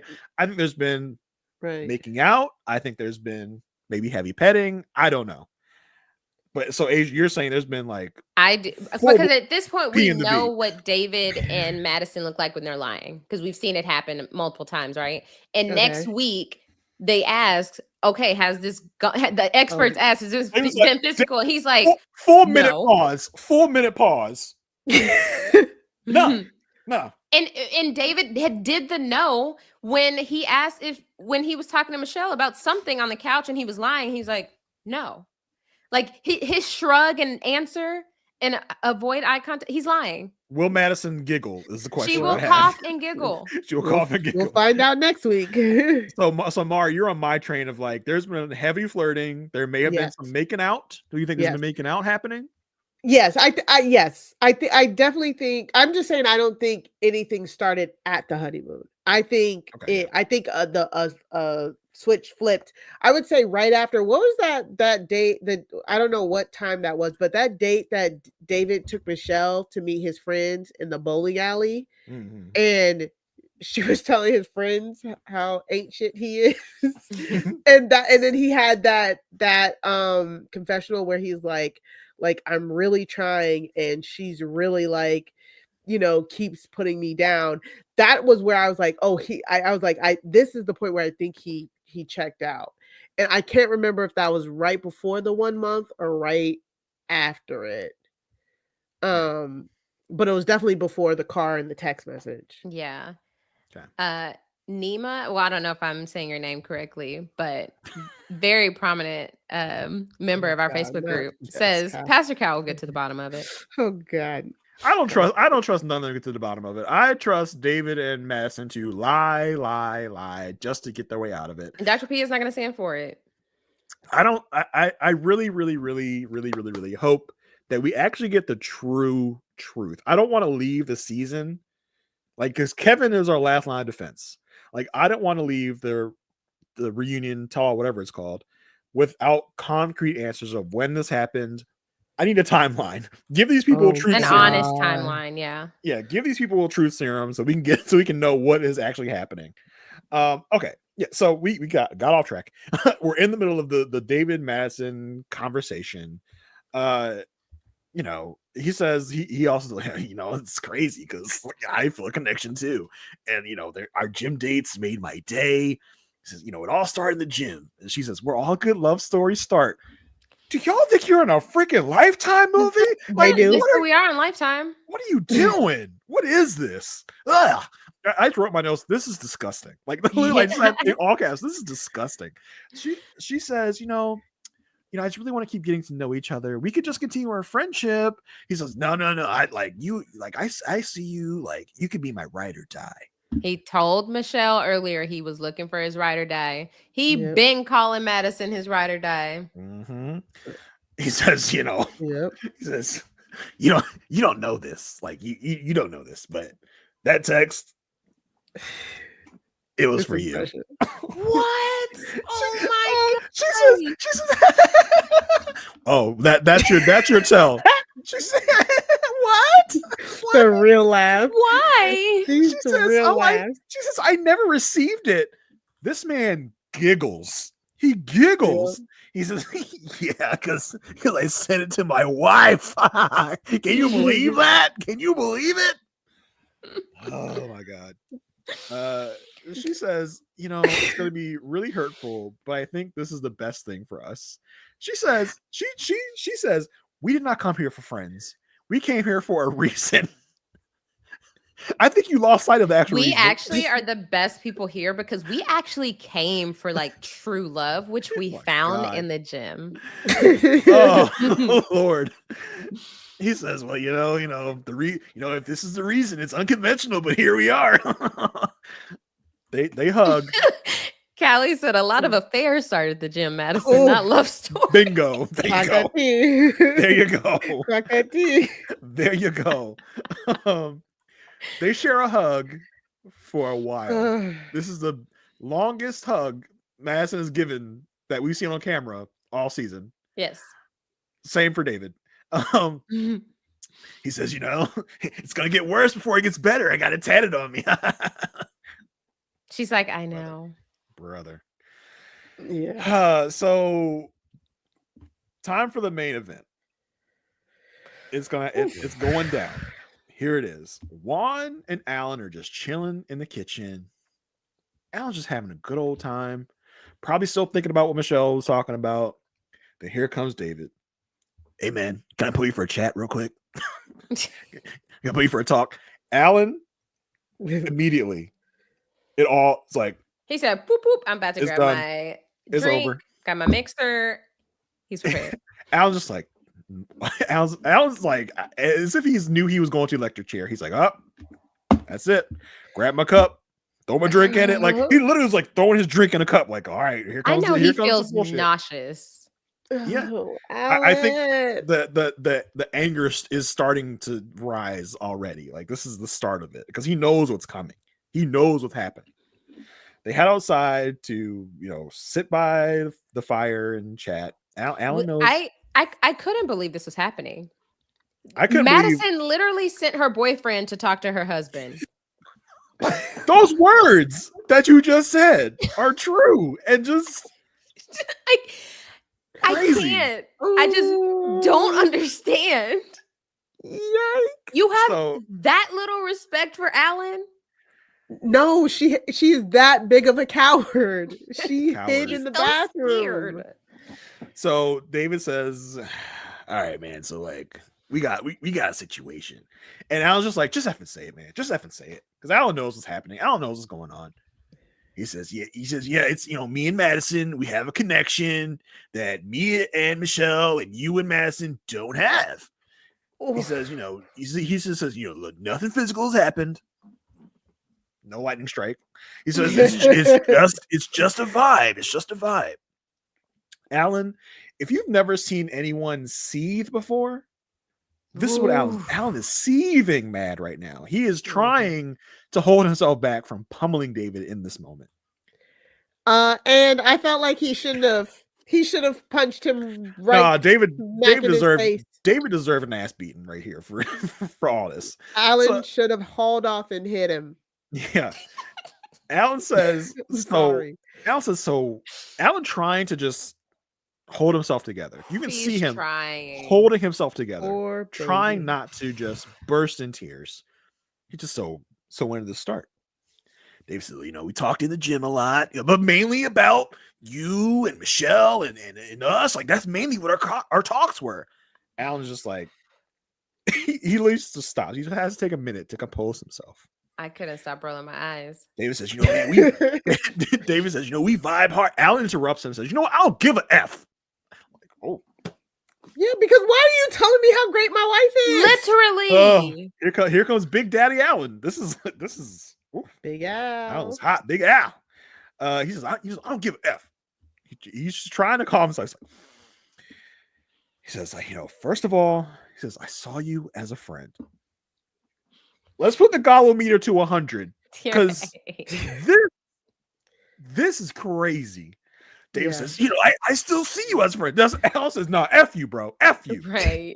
F you. What, David? I'm going to say it. He said, fuck you. Like, he said that with his chest. With his whole chest. If this was on Peacock, we would have heard it. True.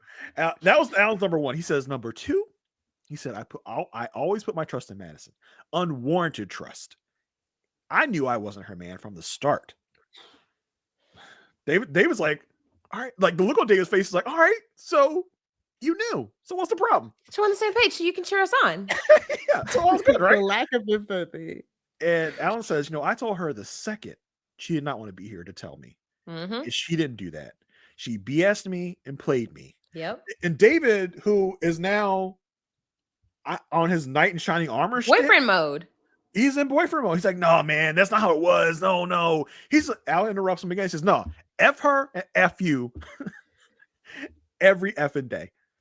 David says, every effing day I was here. David says, she was trying, man. She was trying. She talked about you every day. I don't want to hear that my wife talked about me during y'all's pillow talk. You? That's not what I want to hear. That's not where I'm at.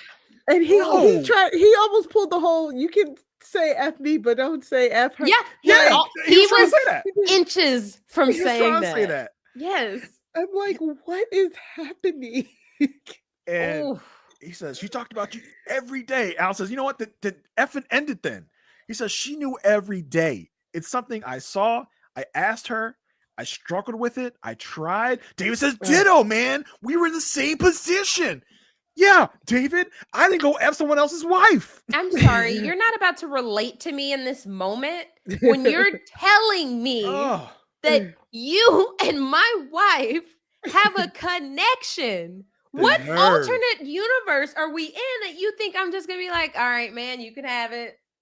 I mean, Allan kind of gets to that point. He says, so, David says, we were just giving advice to each other and it just sort of happened. So what is this it you're talking about? Because so far, you just said vibes. You said you're friends. So what's the it you're talking about, David? I'm wondering. T-Friend said they all really did not take into account how much Allan put into this experience. Yeah. 1,000 per... Because the way that David approached this. They did not think about how the rage that Allan was going to come with. I think David was shocked, surprised that this is the amount of rage Allan brought to this. Because I think everybody knew it. It's just sad because everybody knew it but him. At this point, yes. Yeah. Everybody knew that, like, she just wasn't probably him. Not Tom. Him. Well, Camille probably told him. Tom is worried about his future children with Camille. Yes, exactly. Juan doesn't know because Carla didn't tell Juan because they don't talk. Well, yep, that makes sense. But yeah, I felt so bad for Allan, and this is where I was like, oh, Madison truly is the true villain. Mm-hmm. And because he said, I told her, like, if she wanted to walk away, and she still didn't. He gave her an out, and that's why he's over here doing all of this. He's like, to Allan, he's like, he's probably thinking, I have 8 weeks to try and get something going, because if she's still here, she's saying she's still giving it a chance, there's still a chance. And I just know he was just so upset in that moment because he was blindsided. He's the only person in this whole entire situation who was blindsided, and I feel so bad for him. Yeah, he says he asked David, like, did you F her? It must be noted, Allan is very drunk right now. And this is And very he, morbid. I mean, Very and to sauced. be in that state, he did compose himself more than you would think somebody would. David, for his part, looks shocked. Says, what? No way, man. We were just friends. It was platonic. She we talked, you know, she knows more about me than my wife knows. She asked me questions. Allan says, Oh my god. Thundercats, David went to Allan like, let me tell you about this awesome chick I met. Your wife. Oh, That's really what God. it was. Oh my gosh, that's so true. Allan says, so Allan, who is like is trying to talk calm, so it's like he's like, so do you see something with her in the future? Like, is that what this is? David says, yeah, man, it's effed up, but yeah. Allan says, you know what? Go for it, brother. I'm done. All David had to do, like, he was moments away from being like, I love her. Yeah, What can really. What really can I was. say?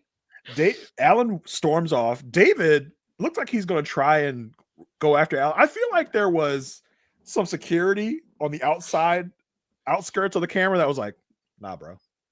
This is not the time. Either security or producers like, do not go after that man.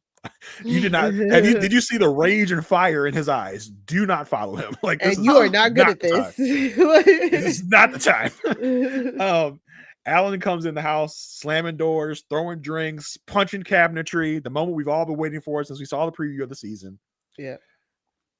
He like literally just walks outside, just is storming outside. MM and Juan go chase after him. Well, we see MM first. MM, who has approaches been him, just walking in the house the just whole creeping time. like, what's going on in here? I love the random. I think there go MM.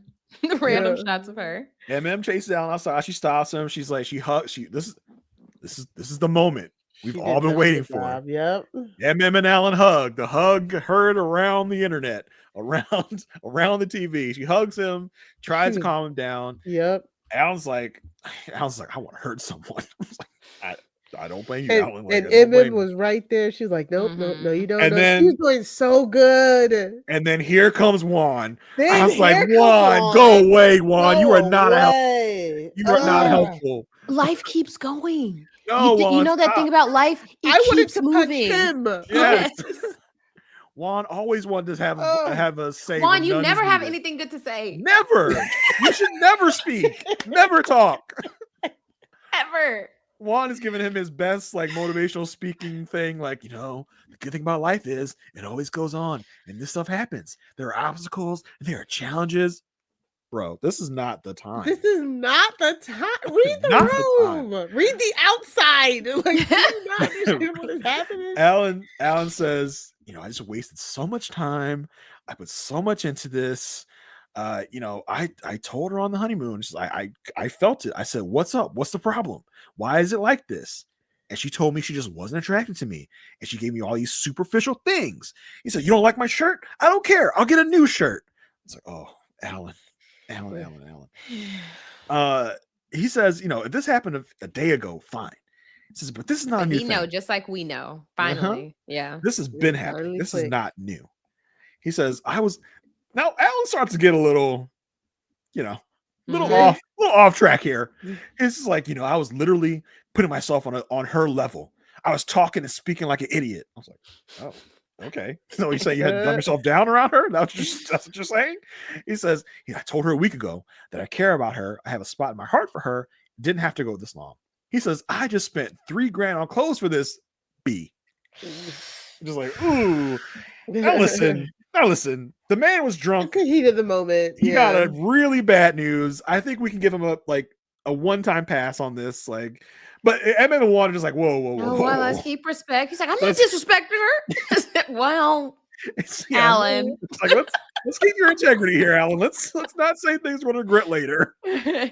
Allan's just like, I feel like my skin is crawling. I was like, oh my, like you could feel it through the screen. Yeah, I've never experienced something with someone as much as I experienced that with Allan. Yes. Can I please give props to the Married at First Sight editors?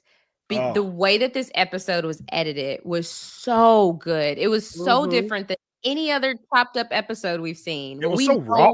It was so raw. Like, like how Mara said here, I just wanted to hug Allan in this moment. Like I felt Yeah. Allan's pain Yep. because it was just like uncut. Like we were seeing it. We went through the journey. We saw his face at every turn, from being completely in the dark to now just like processing it all, realizing how he has put his heart and soul into this relationship to this woman who didn't even give him the decency to tell him.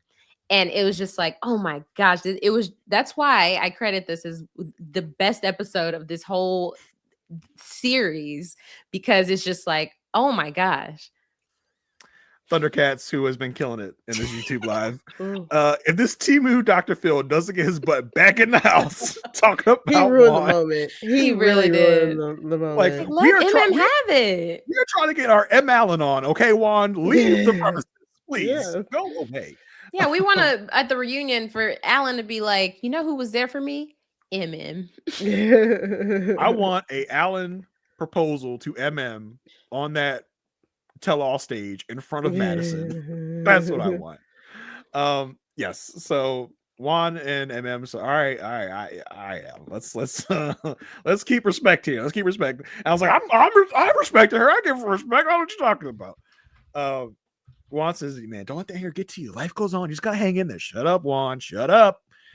Allan says, you know what, man? I'm going home. One of them like, okay, yeah, but you can't drive. He's like, no, I'm not an idiot. I'm I'm not dumb. I mean, a callback to earlier this season when we had questions about Allan's driving while impaired thing. He's like, I'm not stupid. I'm not going to do that. Yep. MM and Juan are relieved. He says, I don't do that stupid S. He's like, that's not what I'm about. Everybody's relieved. Everyone's happy. And this man said, homegirl made me out to be a MF and F. He said, homegirl made me out to be a MF and F. Allan, the real Allan's coming out today. Big Al. Big Al is here. Thugalicious Allan's ready to make his debut. Allan says, listen, I'm going to go home. I'm going to see my dog. I'm going to, like, that's where I need to shout out, even when he's not here. Yeah, Luffy's always in our hearts. He walks off, goes to get his stuff. He goes and he says, nobody better be in that living room when I get in there. MM goes to clear it out. She said, everyone. I got you. She says, I got you. She's escorting everybody into the bomb shelter. She's like, y'all got to go. Like, no one is to be around in this area at all. Madison, run. Madison hunkered down. She won't nowhere near. Well, Madison was like, does he want a convo? No. Like, and that's after they hear Allan slam himself again. She's like, well, guess not. And runs and hides in the bathroom. Now, listen, I think it probably was for the best that Madison not confront Allan in this moment, because I don't know what would happen in this moment. I think it's probably for the best that she stayed far away. Also, David stayed his ass outside too. So that's probably all for the best to just give Allan a wide berth in this moment. Yes. Do y'all think they were texting during that whole time? Girl, he mad. Oh, yeah. Oh, yeah. He is mad. I just did it. He is mad. Because what was she possibly going to say when she wanted to talk to him? Like, Allan, what can I say? I wanted to see what I guess maybe we'll see next week, but I wanted to see what she had the audacity to say to him after. Well, do you have any questions after what David told you? Brother. Madison goes and hides. He goes to get his stuff. His fists, he's literally walking up the steps in his Arthur moment, fists clenched. He's ready for it. I think if he saw David in that moment, it'd have been on site. Oh, it would have been, yeah. It'd have been done. He goes into the room to get his stuff. Camille, Camille and Tom are just waking up. We get it confirmed in after party that they were asleep. They were asleep in their room, knocked out with their mics on. Yes, the mics on top of the covers, and all this banging around woke them up. So they had to come out and see what was going on. Camille's like, does anyone know where David is? Like, is David marked safe from this Allan hurricane right now? Allan's in the room packing his stuff. Juan, who just cannot let it go. Juan comes in and says, listen, man, you need anything? I got you. And this is where Alan's monologue starts with, everyone that I've ever met, when they see the real me, they like me. He says, but but because I wasn't a fit for her, okay. He says, everyone says, look at the positives, look at the butterflies. F that. he says, I know what is not there and how she looks at me with disgust.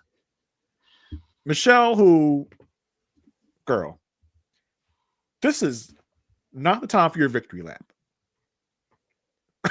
Because Tom's trying to jump out of bed, but was like, oh, my knee. He'll get there eventually. He'll get there. Michelle, this is not the time for a victory lap, because that's exactly what this was. That's all she wanted. It was like, I was right, huh? Yeah. So you found out the truth. Got the evidence. What is she? He's that disconnected from how this is impacting anybody but her. Yes. That she's thinking, oh, there's no way he has any different type of reaction than I'm having. Why are you so mad, Alan? Right. Like, she's like, so, like, basically she walks in like, so, I guess I was right, huh? Oh, I really didn't want to be right. I really didn't. Man. I know I spent this whole retreat trying to be right, but I really didn't want to when be she right. said that, I was like, girl, you are lying. Gosh darn it. I was right, wasn't I? Oof. Dang it. That was so funny. David says, yeah, David told. No, she says, so who told you? Like, she's trying to get the scoop. She's literally trying to be like, who told you? She's like, David told me. She's like, oh.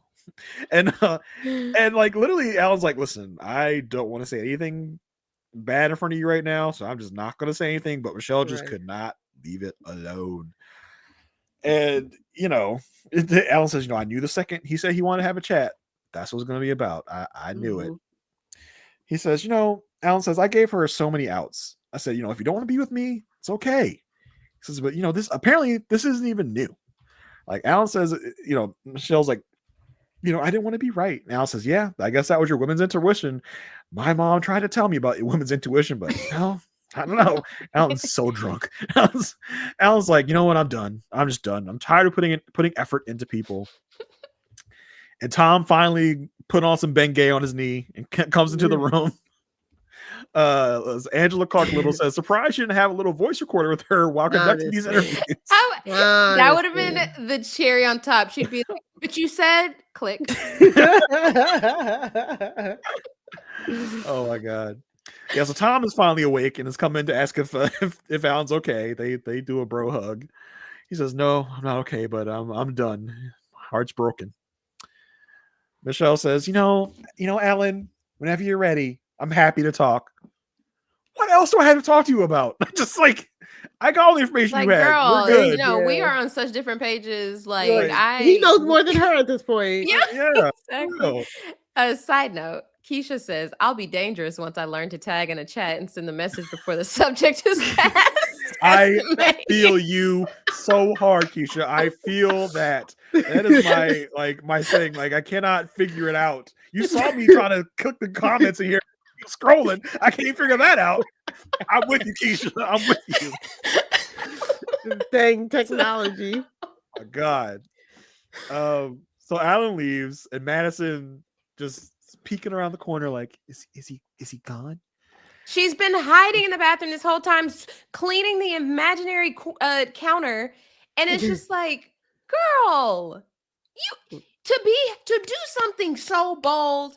You were a scaredy cat. Yeah, and yeah. Sorry, keep going. No, I'm just gonna say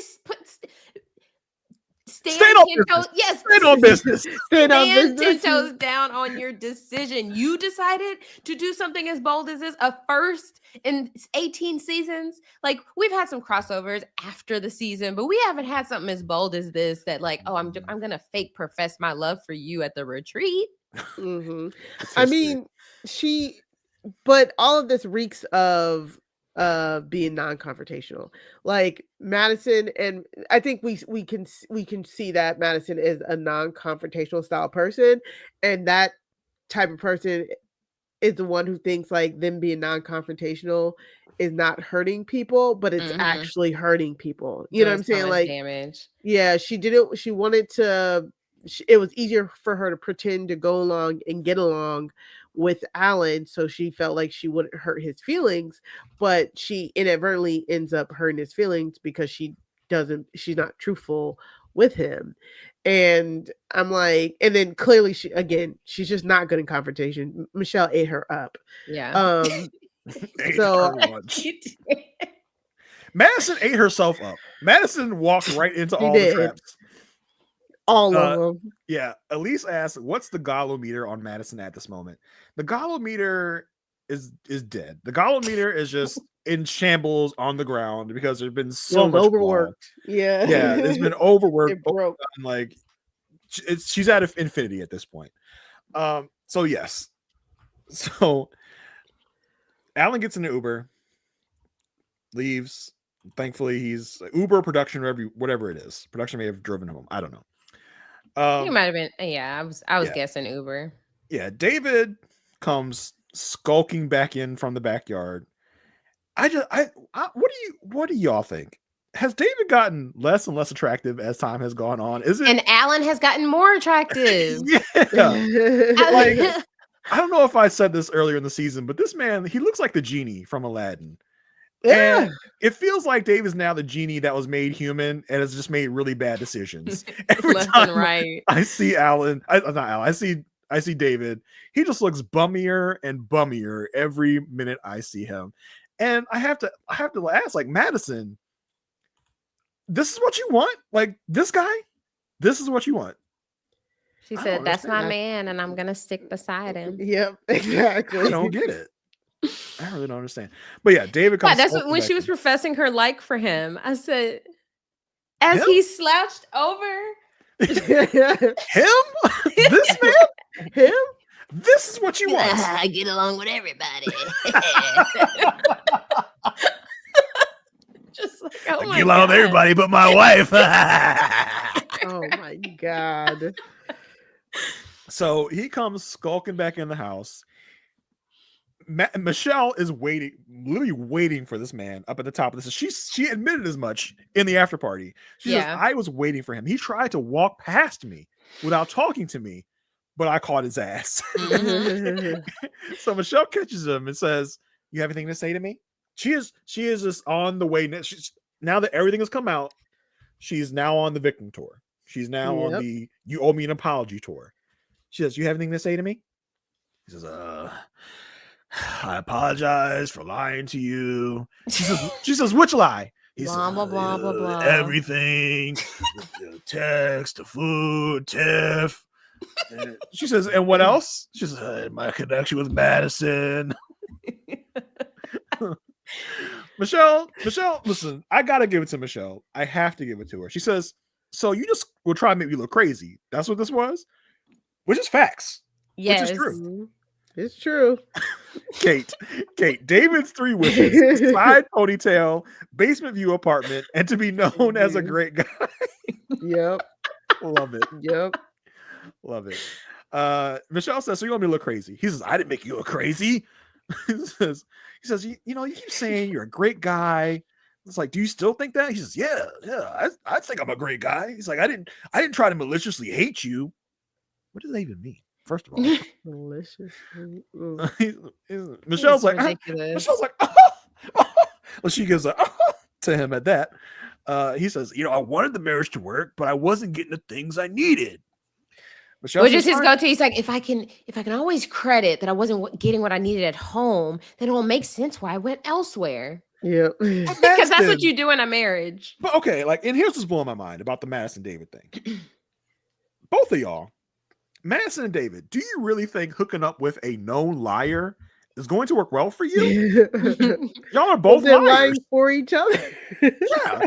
You don't think he's going to lie to you at some point, or she's going to lie to you at some point? Like, you don't think that's what's going to happen? How you get them is how you lose them. Yep, exactly. Correct. Y'all know that saying. Yes, because that is very common. Oh my God. But this is so funny. This is that meme, like the worst person you know made a great point.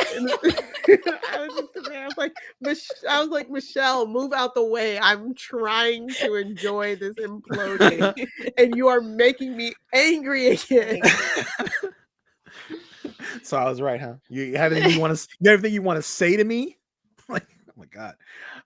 But yes. So Michelle's like, all right, fine, go hook with my friend then. He says, I'm not gonna go hook with your friend.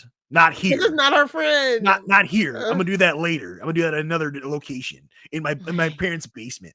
He says, she asks me questions daily. Every day she asks me questions. She knows more about me than you do because she never asked me questions. He says, I was fed up, but he says I was fed up. I know I lied, but I owned up to it. The third time, the third lie. Right. After you were pressed into it. She says, okay, like he's like, I owned up to it, and she's just like, okay. And they stare at each other for a second. And she's like, you need anything else from me? Basically, like, I'm not moving, you're moving. Right. I'm not leaving, I'm done with you. Yeah. He says, nope. And he just turns around and walks off.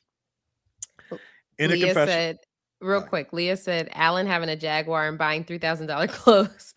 It's different now too, with the heart faces. See, Allan got more attractive for people this episode. True. Yeah. So in a confessional, Michelle says, David is a child, not a man. Loyalty, honor, and integrity mean nothing to him. He has no regard for her or his good friend, Allan. He is the opposite of everything he claims he is. Listen. Go off clap, Michelle. You ate with that one. Interestingly, Camille in After Party says she was skulking around the corner listening on this conversation, and she said she had to go gather David after that conversation about how he talked to Michelle in that conversation. I said, where was the camera for this? I know, I would have loved to see that. I mean, so we're not done. Like, we still have at the retreat. Yeah. To show. Maybe we can get it. Who knows? Wild. They still got to be here together. She literally said she gathered him. And now the apology tour continues. Michelle goes to the bathroom where Madison is still hiding out. She's like, I know where you are. Like, you hiding from me. She knocks, basically, like, this is a bathroom where, like, I guess the toilet is in another, like, it's a water closet door. We've discussed this. Ooh, the water closet. What is? It's the bougie in her, Mari. It's the bougie in her.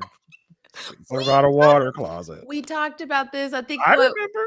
Okay, I think it was like Sasha's season, San Diego. Oh, it's like when you have like the sink and the vanity is in a separate area from like the toilet. Mari, it's those rich folks. You just okay. Yeah, I don't question it. Anyway. So Michelle goes to find Madison. Knock, knock, knock on the water closet. Open up, girl. Madison comes out and she's like, so we're gonna have this talk or what? Madison says, well, are you gonna come in guns blazing? Madison. No, you have no room here to cop an attitude. You sit there and you apologize. You're gonna be mad at me or something? You're gonna be mad at me because I took your man that you didn't want.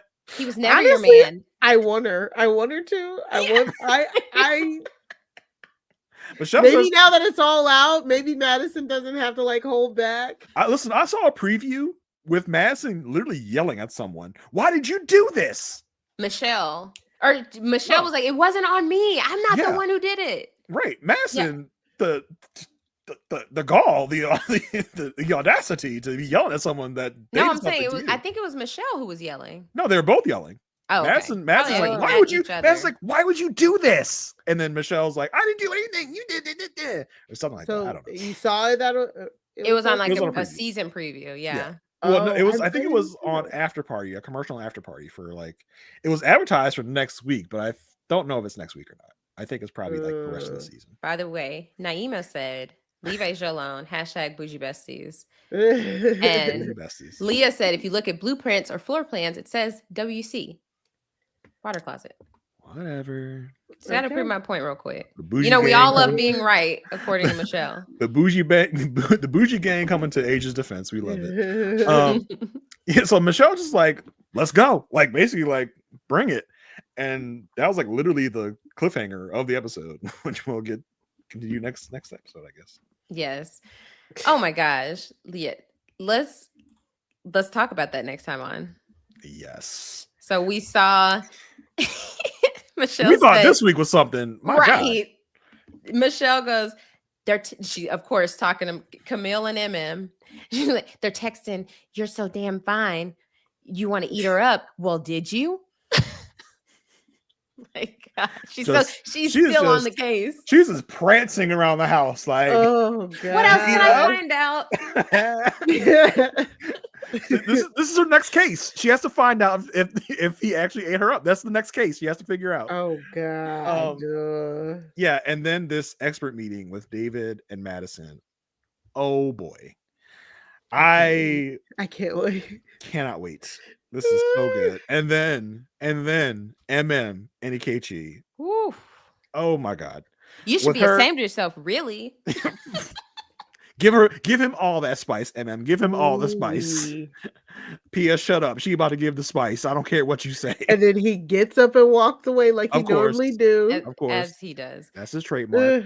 Carla also said, did you just say Carla was like, this is dirty?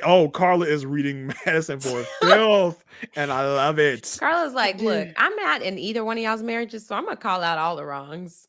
Call him out.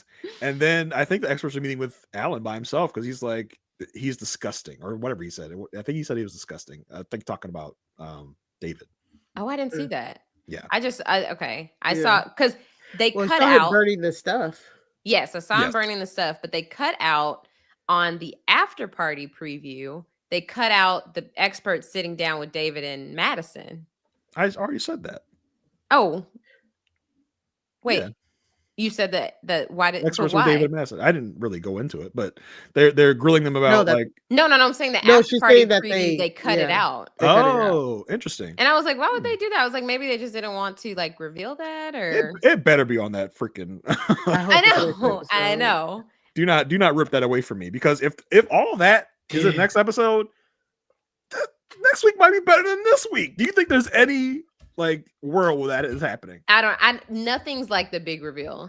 Like we had no idea they were gonna come out with that that late. Not on camera. I don't know, guys. I don't know. But what if Madison is lying and she's not in a relationship with David and she's just trying to cover for David? My theory could still be true that they're not together. You are as delusional as Allan at the beginning of this episode. I got too much in my head about edits, and I should have known that a network that is not smart enough to not spoil their own show is not smart enough to try and trick me with actual editing. So that was my bad. I was on the Madison is innocent train too long, but I seen the error of my ways, and she is garbage. Let's do a quick villain ranking of this season. Yes. Where are y'all at? Okay, villain ranking. Ike is number 1. I don't care. I don't care about none of this. Ike is number 1 because he's been trying to completely drag MM through the mud. So Ike is number 1. Madison is number 2. Obvious reasons stated throughout the podcast. Yes. David is number 3. Obvious reasons stated throughout the podcast. Michelle and David are tied. Obvious reasons stated. Okay. Then Juan for that stupid mustache. Gina said Allan lost his friend and his wife. Michelle lost the husband she didn't want anyway. It's not the same. It's not the same level. Not the same at all. So that's why for me. Oh yeah. Oof. Madison is grimy like that. Very. It's really hard to just. Obviously, it's like recency bias, but it's just like, Ikechi number 1, Madison is a close number 2. I'm like, she's scratching at the door. Like once we see how the expert visit goes next week, like I don't know. Yeah, because I don't even think Ikechi could be as bold to do something like that. Like that is. Next level. I agree. Like stealing somebody's man is next level, but actively trying to tear somebody down is also pisses awful. me off. Yeah, because you're so insecure and you're trying to Yeah. So Ikechi, Madison, David, Michelle. Because at this point, just Michelle is just being annoying, but Yeah, I mean, we're far away from the worst of what Michelle has done, so I think maybe there's some recency bias there. I Yeah. think Right. I think Ike is number one for me just because of all the dirty, underhanded things he's done to MM Yeah. with Right. the trying to provoke her into reactions Exactly. is And oof, just how he grimy on talks a about whole her. different level. Yeah. Madison's definitely number two, only because of the level of care Alan had for her. David is number three because he's not as bad as Madison because no one had any care for anyone in that relationship. Yeah. And then number four, yes, Michelle for sure. So yeah, I think we're all on the same page on that Yeah. one. So yeah, Y'all, this was so fun. so much So fun. fun. Oh Look, my Almost God. as fun. Almost as fun, Asia, Oh my gosh. as Yay. playing the Nintendo Oh my Switch. God. Okay. If you want hours and hours of fun, the Nintendo Switch is the way to go. I'm sure you both agree with me, right? Mhm. So I much like more my fun than my PlayStation 5 better. PS5. Yes. What'd you say, Mari? We said the same Oh, thing. you said the same thing. Yes. Yes, which is great. Okay, this was fun, y'all. We see from Dupree, fun with chickens and stuff. The best podcast ever. This was so fun getting to Thank you, engage with the guys. chat. We This was appreciate so you guys great. so much for being here. Yes. T-Fran on the sponsorship train. They're on the Switch. Listen to us right now. See? That's what I'm talking about. Wow. That's pretty cool. I didn't know you could do that. Me neither. Or are you listening separately? Okay, whatever. But yes. Oh yeah, that's true. I didn't even think about that part. Yeah. Anyway, Thank y'all so much for being with us. This was so much fun. We It peaked. really was. The highest that I saw it were 406 people here with us. So this has been so much Awesome. fun. Way more people that have ever been with us. It's just been max us three. Yeah. So this was so fun to get y'all's live reactions. Make sure you subscribe to the Love at First Sight feed. Make sure that you subscribe to the RHAP YouTube channel. We could try to do a campaign to do this again at some point. I'm sure the reunion will be fire. So Yeah. listen, if you enjoyed this, let the people know. Let Rob Sesternino at Rob Sesternino on all the platforms. Let him know you enjoyed this, because that is the best way for us to ensure we do this again, to let him know this was a rousing success. Make sure you like the video.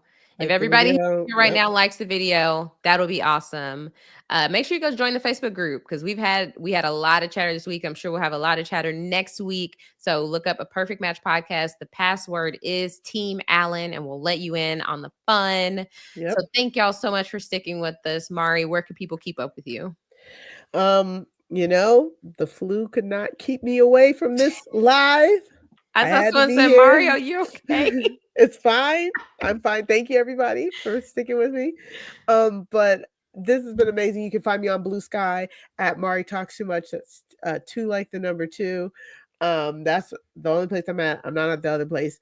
I love being in the Facebook group, reading all y'all stuff, but also on Crime Scene Pod. Like you said, if y'all like Michelle's detective work, come listen to us over on Crime Scene. Yes, exactly. Everybody is way funnier on the live. That is really true. So go to crimescenepod.com in order to subscribe. Me and Sarah Kearney just dropped our apple cider vinegar podcast, where we watched the first 2 episodes of Apple Cider Vinegar from Netflix about the scammer Belle Gibson, who pretended to have brain cancer. And we were joined by Caroline for all of our Survivor Australia fans. Caroline from Survivor Australia, Titans versus Rebels was a guest, and oh my god, she was so good. We had such a great time. So just make sure you subscribe. Crime Scene, that's crime SEEN pod.com. So yeah, we just review true crime documentaries and docuseries. Yes, thank you, Sarah. Yes, it is a very good podcast. And then, of course, over on the Recap Kickback, me and Chappelle are talking about whatever we want. We are dropping the Super Bowl halftime show discussion That should be out tomorrow. That is going to be so fun. It was so fun to record. You guys are going to love that. Go to recapkickback.com or go to youtube.com/@recapkickback. Yes, exactly. It's been horrendous. We've been trying to get together for the longest. Mari, I hear one of your favorite people to have on the podcast is going to be coming on soon. For what? Oh, for crime scene. I hear. Oh, right. I guess. You talking about some person down the line. That did not go the way I planned. But well, it's actually my dad. My dad will be on the next episode. Not who I was talking about, Mari. Not who I was talking about.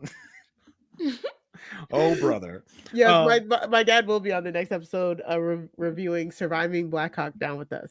Oh, but nice. I guess Jason's awesome. scheduled at some point. Sure. You didn't even know. Great job tonight, Mari. Jason, where can people keep up with you? You can keep up with me on the Blue Sky at JR33D. Got a lot coming down the podcast pipeline coming up. Love is Blind is coming back this Friday. So we will be bringing that to you post haste.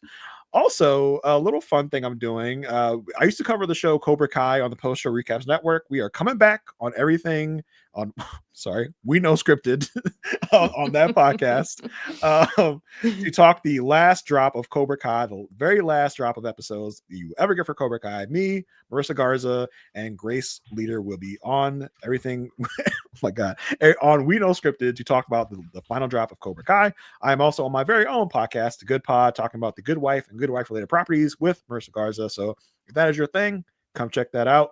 And that's it for me. Awesome. And y'all can follow me on all social media at Aysha like Aysha. That's AYSHA like ASIA. My brother just texted me and said, that was such a fun podcast. Y'all are hilarious. He said, ooh, I was cackling the whole time. We all? Right. This was like the perfect medicine to just a long day of work. Love this, love the chat, engaging so much throughout. This was so great. My heart is so full. Y'all are awesome. But yeah, you just give me a follow on social media. I'm most active on Instagram. I am on Blue Sky. You can follow me there if you want. But yeah, if you want to see what I'm up to on a regular basis, definitely give me a follow on Instagram. And Valentine's Day is coming up. So if you want a cameo, you can hit me up there too. All right. Thank y'all so much. We'll be back next week to talk about episode 16. Yeah, thank y'all so much. Y'all have been amazing. And we'll see you next week. Bye. Bye.